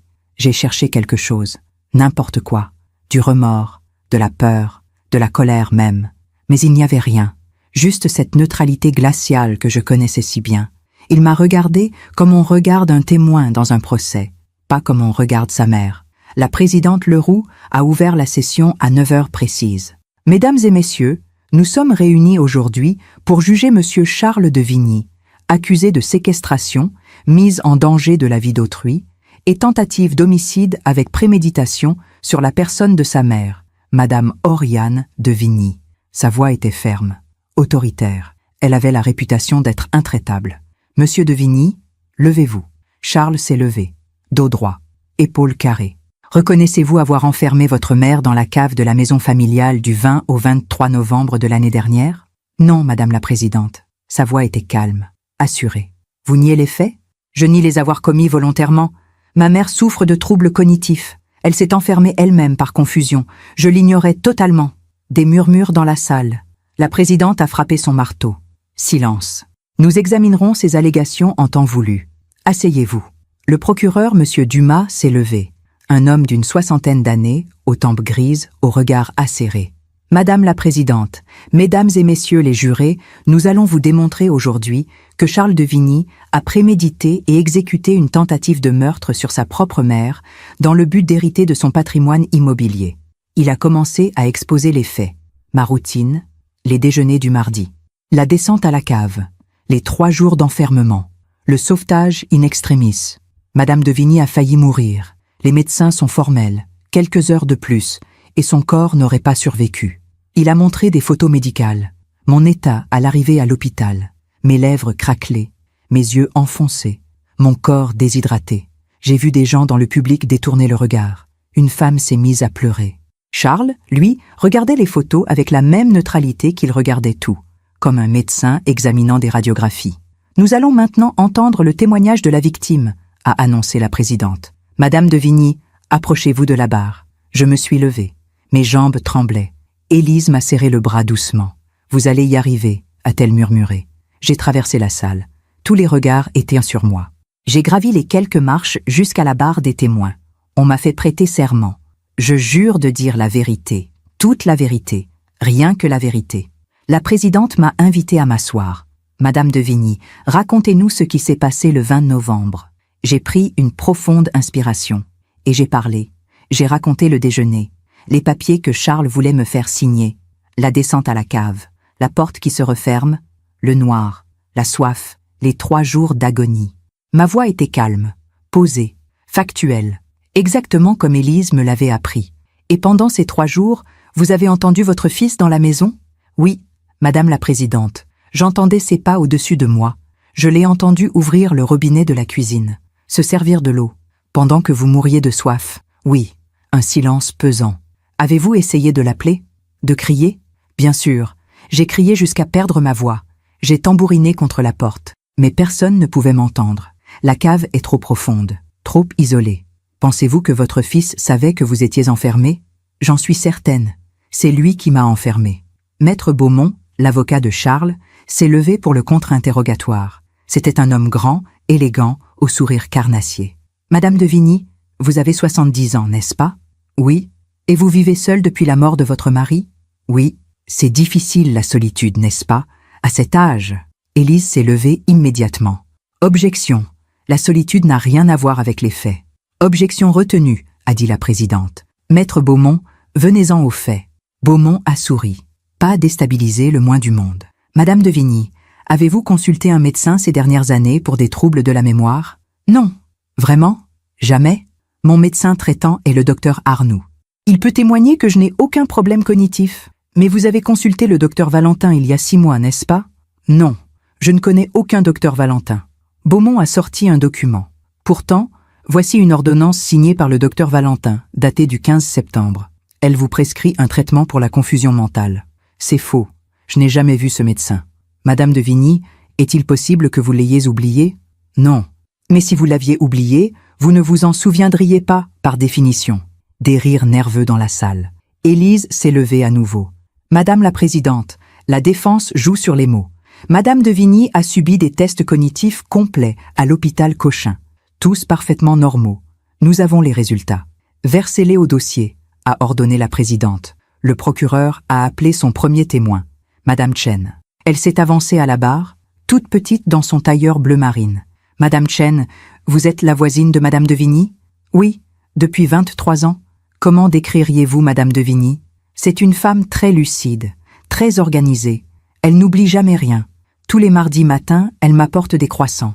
Depuis des années. Jamais elle n'a manqué un seul mardi. Et le 20 novembre, pas de croissants. J'ai trouvé ça étrange.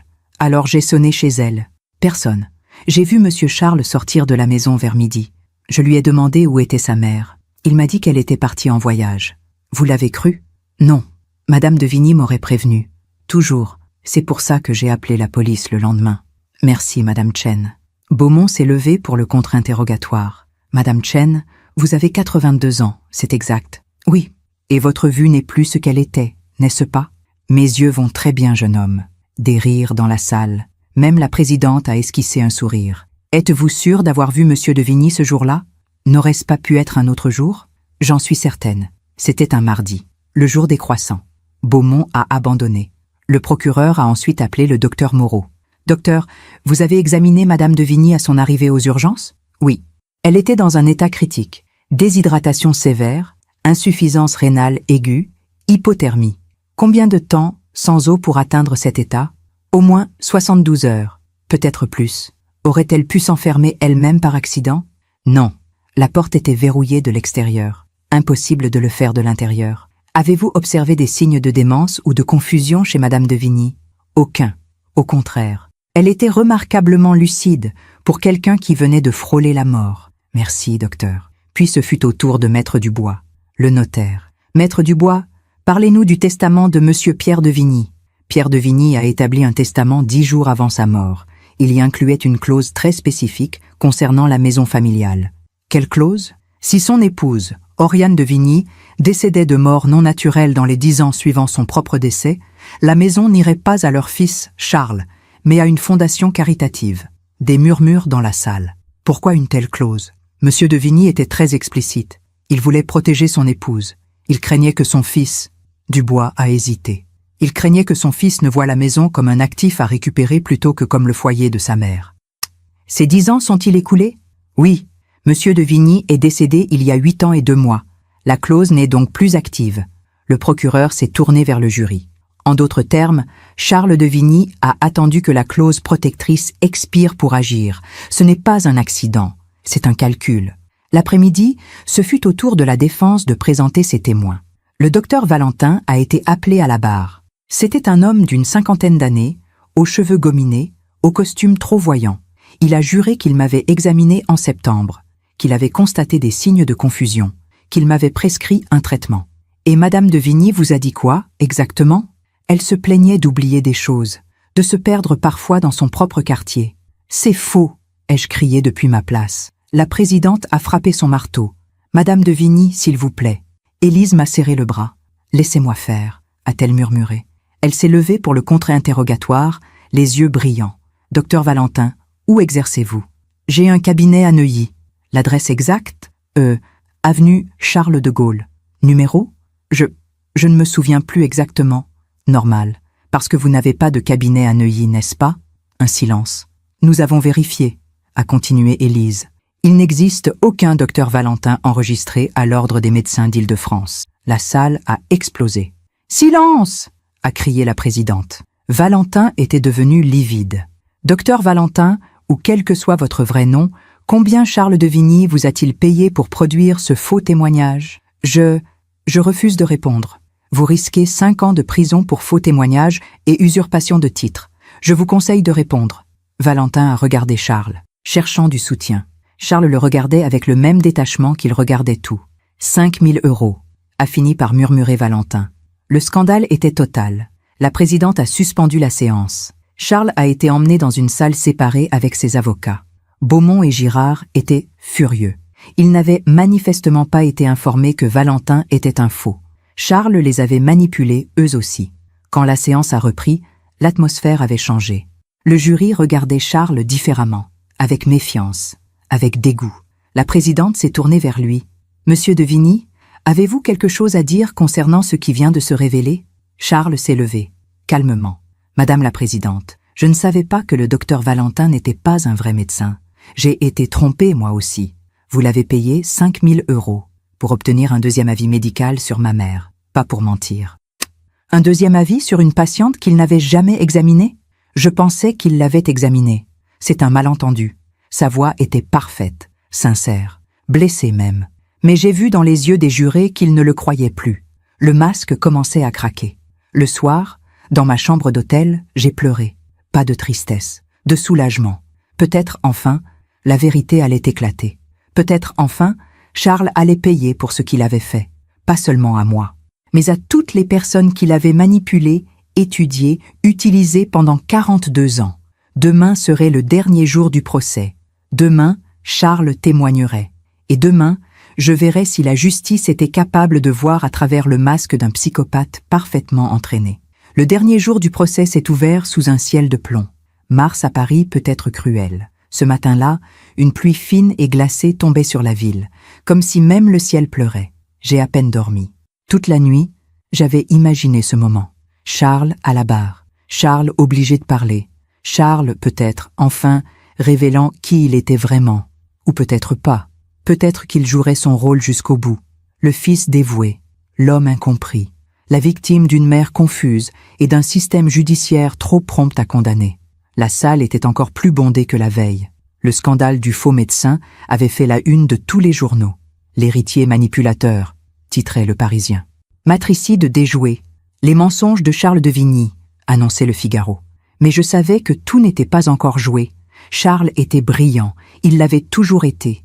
Et les gens brillants sont dangereux dans une salle d'audience parce qu'ils savent exactement quels mots prononcer, quelle émotion feindre, quel regard adopter. La présidente Leroux a ouvert la séance à 9 heures tapantes. Nous allons entendre aujourd'hui le témoignage de l'accusé. Monsieur de Vigny, approchez-vous de la barre. Charles s'est levé.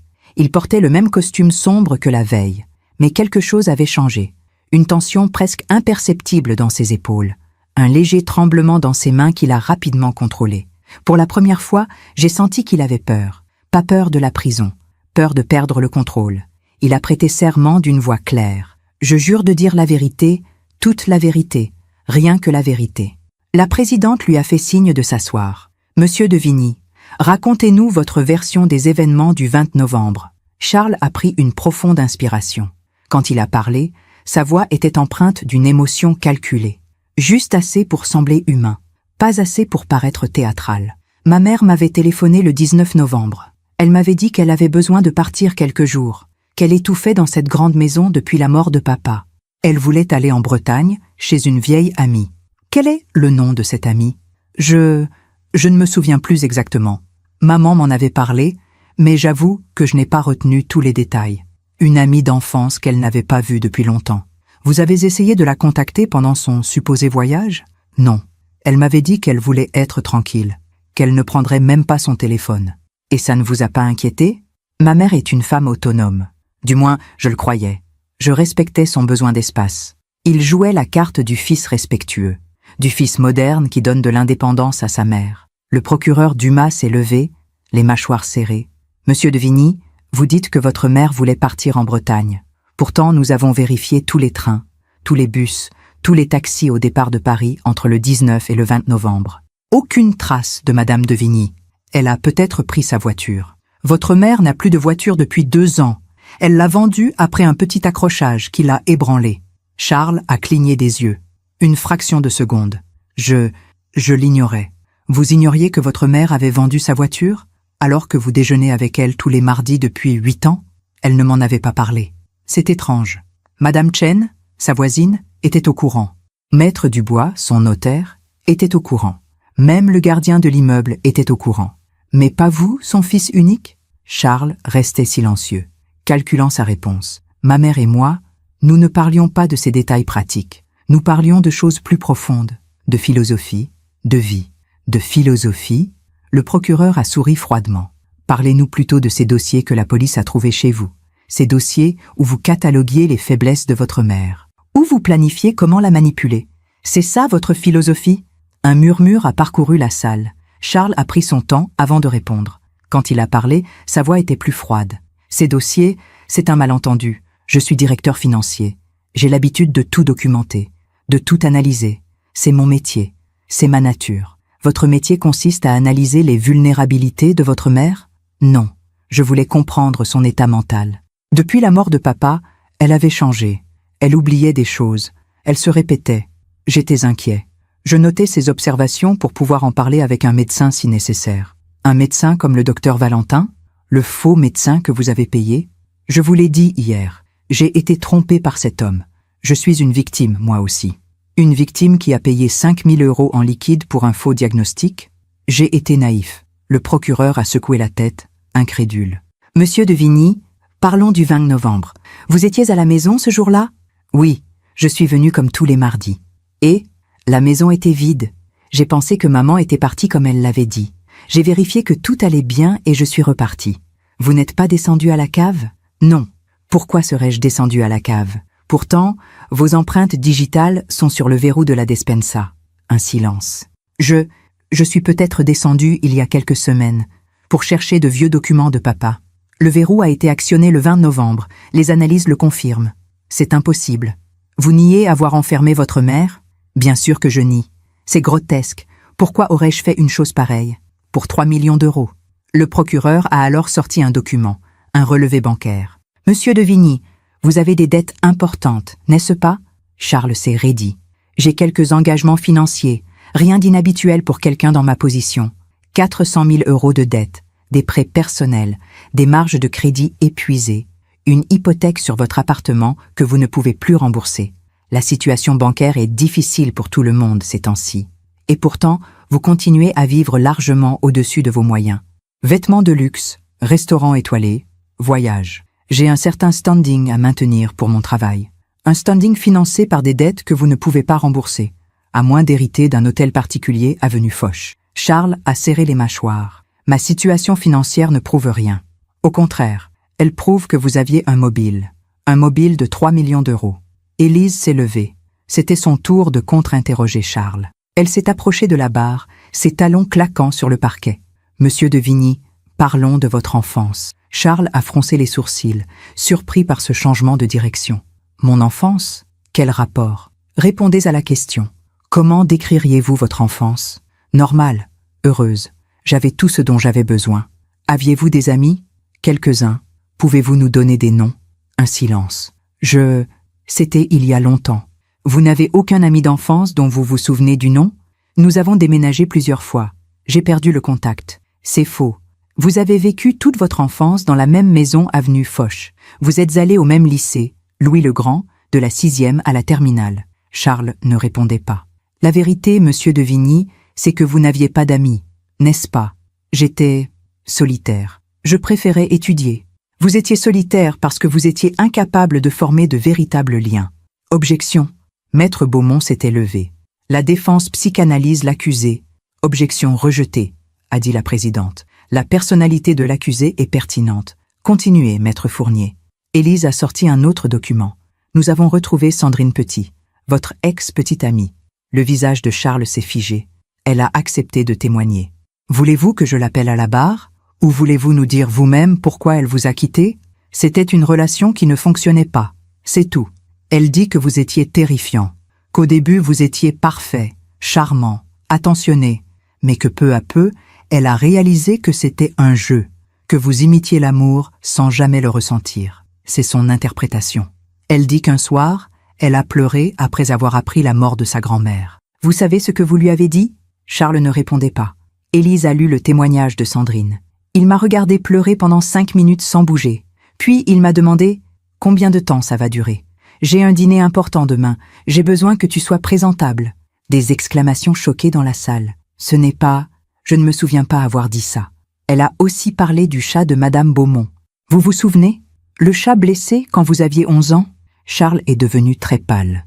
Sandrine dit qu'un soir, vous lui avez raconté cette histoire. Vous lui avez dit que vous aviez cassé la patte du chat, pour voir comment il réagirait, pour voir combien de temps il mettrait à cesser de miauler. Elle ment. Pourquoi mentirait-elle? Elle n'a rien à gagner. Parce qu'elle est ta mère! Parce qu'elle m'en veut de l'avoir quittée! Pour la première fois, Charles avait haussé le ton. Pour la première fois, il perdait son calme. « C'est vous qui l'avez quittée, ou c'est elle ?» a demandé Élise calmement. C'était d'un commun accord. Elle dit que vous l'avez manipulée pendant 6 mois, que vous avez progressivement retiré toute affection jusqu'à ce qu'elle craque et rompe elle-même, pour que socialement, vous ne soyez pas le méchant. Charles respirait plus vite maintenant. Ses mains tremblèrent légèrement. « Vous ne savez rien. Vous ne savez rien de moi. Au contraire, nous savons exactement qui vous êtes. Un psychopathe. » Objection. Beaumont était debout. Aucun diagnostic officiel n'a été établi. Nous avons un rapport psychiatrique, a répondu Élise en sortant un dossier épais. Établi par le docteur Laurent, psychiatre expert auprès des tribunaux. Voulez-vous que je le lise? La présidente a hoché la tête. Élise a ouvert le dossier. Charles de Vigny présente tous les critères diagnostiques du trouble de la personnalité antisociale. Absence d'empathie, manipulation systématique, incapacité à former des liens émotionnels authentiques, vision instrumentale des relations humaines, absence de remords. Elle a levé les yeux vers Charles. Vous ne ressentez rien, n'est-ce pas? Même maintenant. Même en sachant que vous avez failli tuer votre mère, vous ne ressentez rien. Charles la regardait. Et dans ce regard, j'ai vu quelque chose se briser. Non pas du remords, mais de la rage. Une rage froide, pure, terrifiante. Vous voulez savoir ce que je ressens? Sa voix était devenue différente, plus dure. Je ressens de la frustration d'être jugé par des gens qui ne comprennent rien. Expliquez-nous. Vous parlez d'empathie comme si c'était une vertu. Mais l'empathie rend faible. L'empathie fait pleurer les gens pour des chatons sur Internet pendant que des millions de gens meurent de faim. L'empathie est irrationnelle. Donc, vous n'en avez pas. Je n'en ai pas besoin.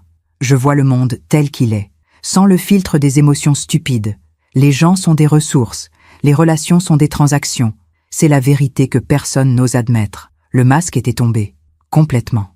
Et votre mère? C'est aussi une ressource? Charles m'a regardé. Pour la première fois depuis le début du procès, il m'a vraiment regardé. Ma mère est une vieille femme qui s'accroche à une maison trop grande pour elle.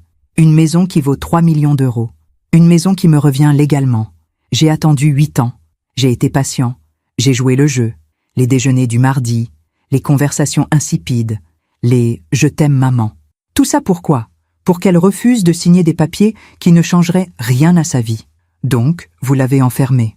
Je l'ai placée là où elle ne pouvait plus être un obstacle. La salle était figée. Personne ne respirait. Vous admettez l'avoir enfermée? Charles a semblé réaliser ce qu'il venait de dire. Il a essayé de se rattraper. Non, c'est vous qui me faites dire des choses. Vous venez d'avouer, devant cette cour, devant tous ces témoins. Je ne voulais pas... Je voulais juste... Vous vouliez juste quoi? La laisser mourir. Charles s'est tu. Son visage s'est refermé. Le masque essayait de revenir, mais il était trop tard. Tout le monde avait vu. Tout le monde avait entendu. Le monstre derrière le fils parfait. La présidente a suspendu la séance. Charles a été reconduit dans une salle à part. Dans le couloir, Élise m'a serré dans ses bras. C'est fini, Oriane. Il vient de s'auto-condamner. J'aurais dû me sentir soulagée, victorieuse même, mais je me sentais juste vide. Comme si en voyant Charles révéler sa vraie nature, j'avais perdu définitivement l'illusion que j'avais portée pendant 42 ans. L'illusion que mon fils était humain. Les plaidoiries finales ont eu lieu l'après-midi. Le procureur a été implacable. Mesdames et messieurs les jurés, vous avez entendu l'accusé. Vous avez vu qui il est vraiment. Un homme dénué d'empathie, un manipulateur, un prédateur qui a vu sa propre mère comme un obstacle à éliminer. Il l'a enfermée. Il l'a laissée mourir de soif pendant 3 jours. Et il n'éprouve aucun remords. Aucun. Il s'est tourné vers le jury. Si nous ne le condamnons pas aujourd'hui, qui sera sa prochaine victime?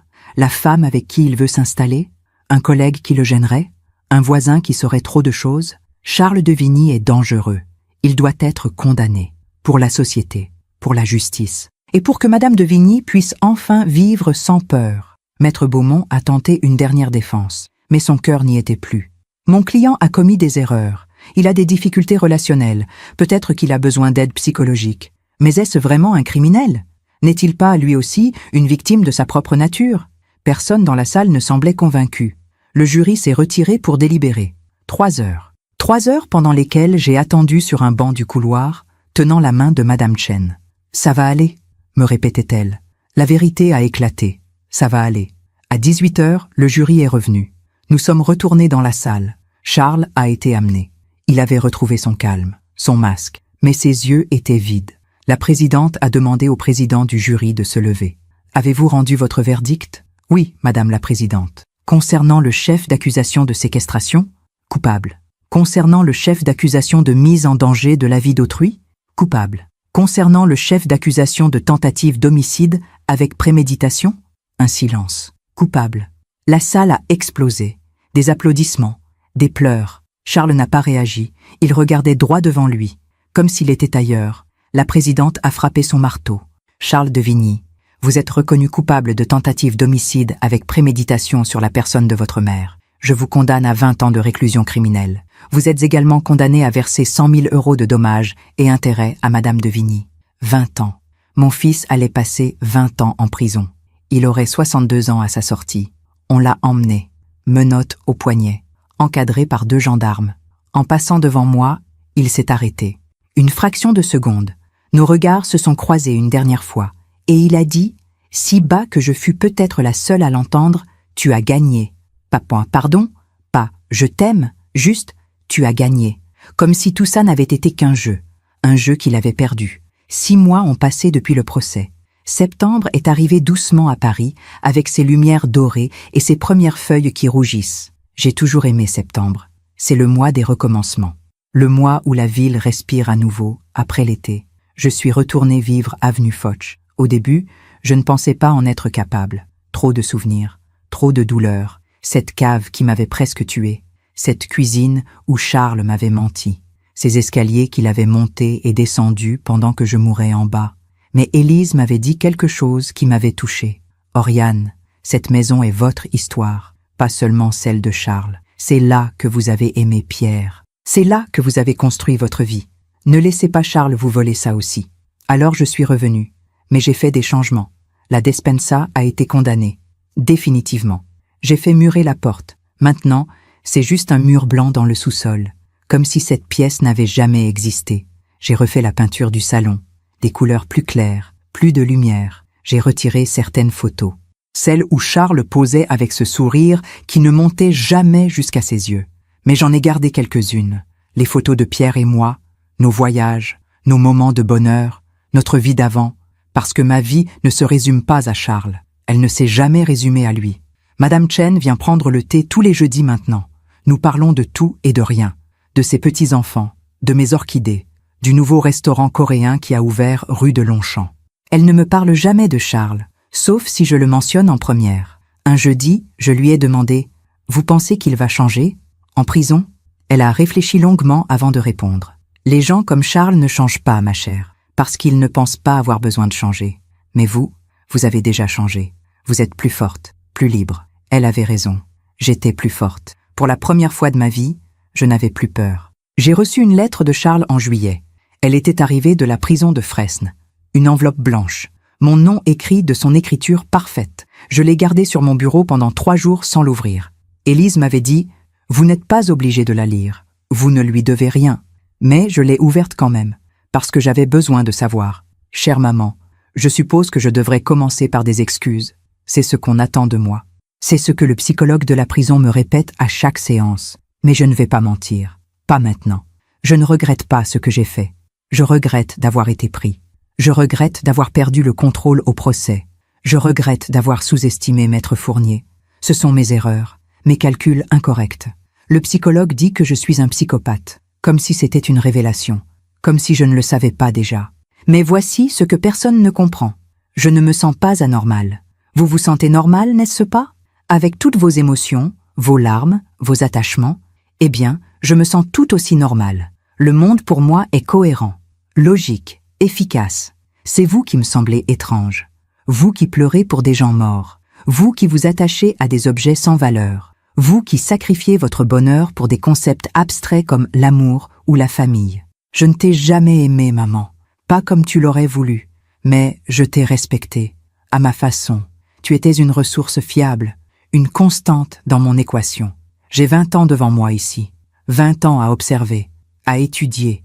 Les autres prisonniers sont fascinants. Tellement d'émotions primitives, tellement de violences irrationnelles. Je vais bien m'adapter. Je m'adapte toujours. Peut-être que dans 20 ans, quand je sortirai, nous pourrons reprendre nos déjeuners du mardi. Je plaisante. Je sais que tu ne voudras jamais me revoir. C'est rationnel. Charles, j'ai relu cette lettre 3 fois, puis je l'ai brûlée, dans la cheminée du salon. J'ai regardé les mots se tordre et disparaître dans les flammes. Charles avait raison sur un point. Je ne voulais plus jamais le revoir. Pas par haine, mais parce que je n'avais plus rien à lui donner. Et lui n'avait rien à m'offrir que je puisse recevoir. Le docteur Laurent m'avait expliqué, lors de notre dernière séance, les psychopathes ne guérissent pas. Ils apprennent à mieux masquer. Charles utilisera ses 20 ans pour perfectionner son masque. Il étudiera les autres prisonniers. Il lira. Il s'adaptera. Quand il sortira, il sera encore plus dangereux. Alors pourquoi le libérer un jour? Parce que notre système judiciaire croit en la rédemption, même quand elle est impossible. Et moi, est-ce que je vais guérir? Il avait souri doucement.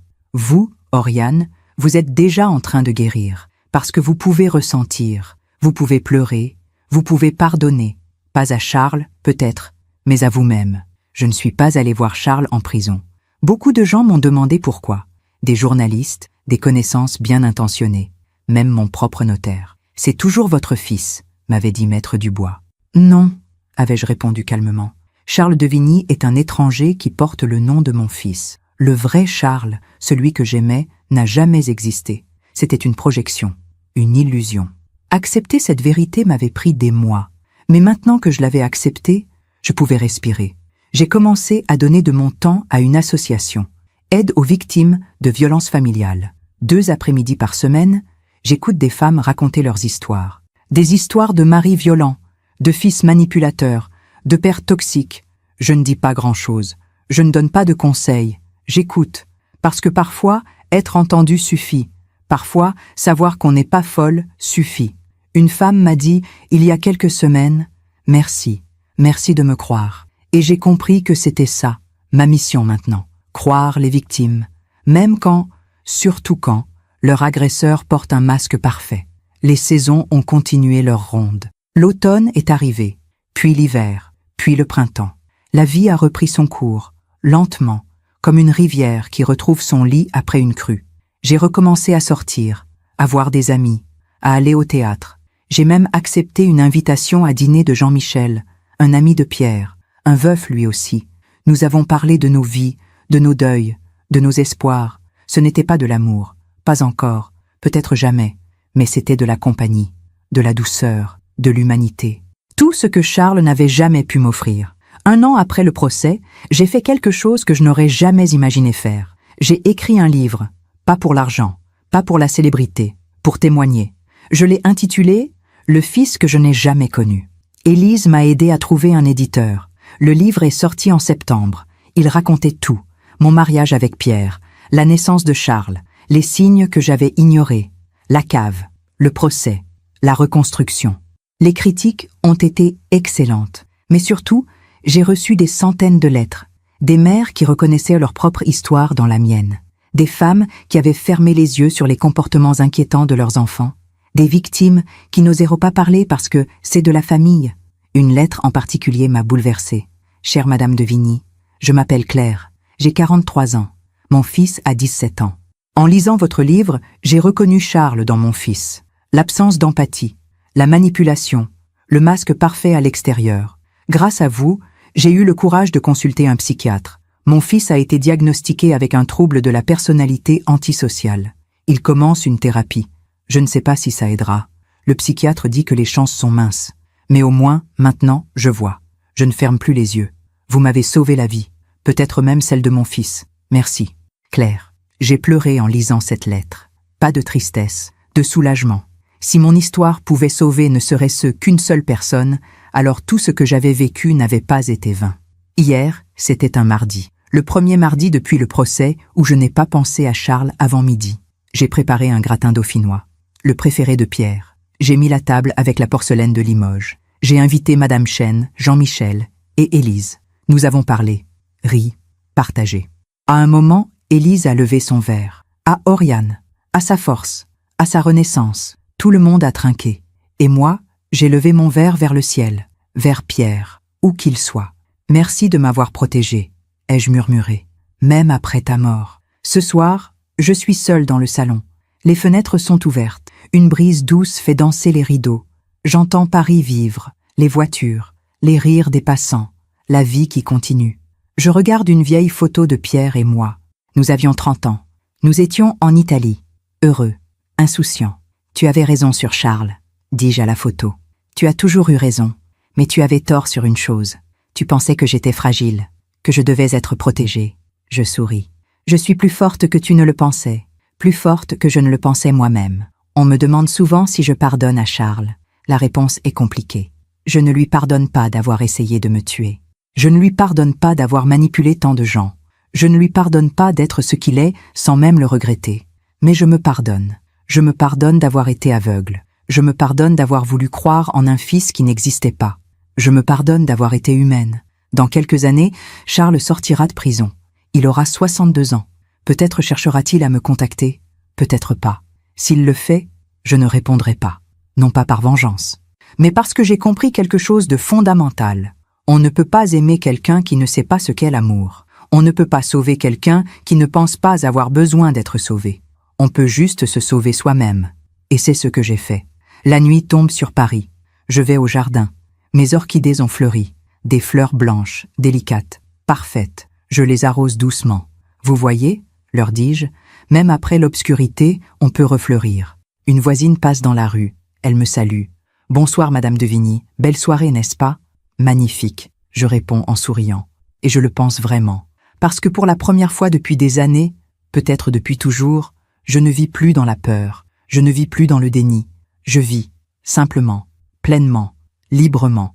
Si mon histoire vous a touché, si elle a résonné dans votre cœur, je vous demande une chose, ne fermez jamais les yeux sur la violence, sur la manipulation, sur les signes qui vous disent que quelque chose ne va pas, parce que la vérité, aussi douloureuse soit-elle, est toujours préférable au mensonge, parce que personne ne devrait avoir à survivre à 3 jours dans une cave pour enfin voir clair, parce que l'amour véritable n'enferme pas, il libère. Merci de m'avoir écouté jusqu'au bout. Si cette histoire a touché votre cœur, abonnez-vous et activez la cloche pour entendre d'autres femmes qui ont transformé la douleur en sagesse. Chaque jour, une femme, une leçon de vie. Partagez cette histoire avec quelqu'un que vous aimez. Parfois, une histoire change toute une journée. Que Dieu vous bénisse et à très bientôt. Oriane de Vigny, Paris, septembre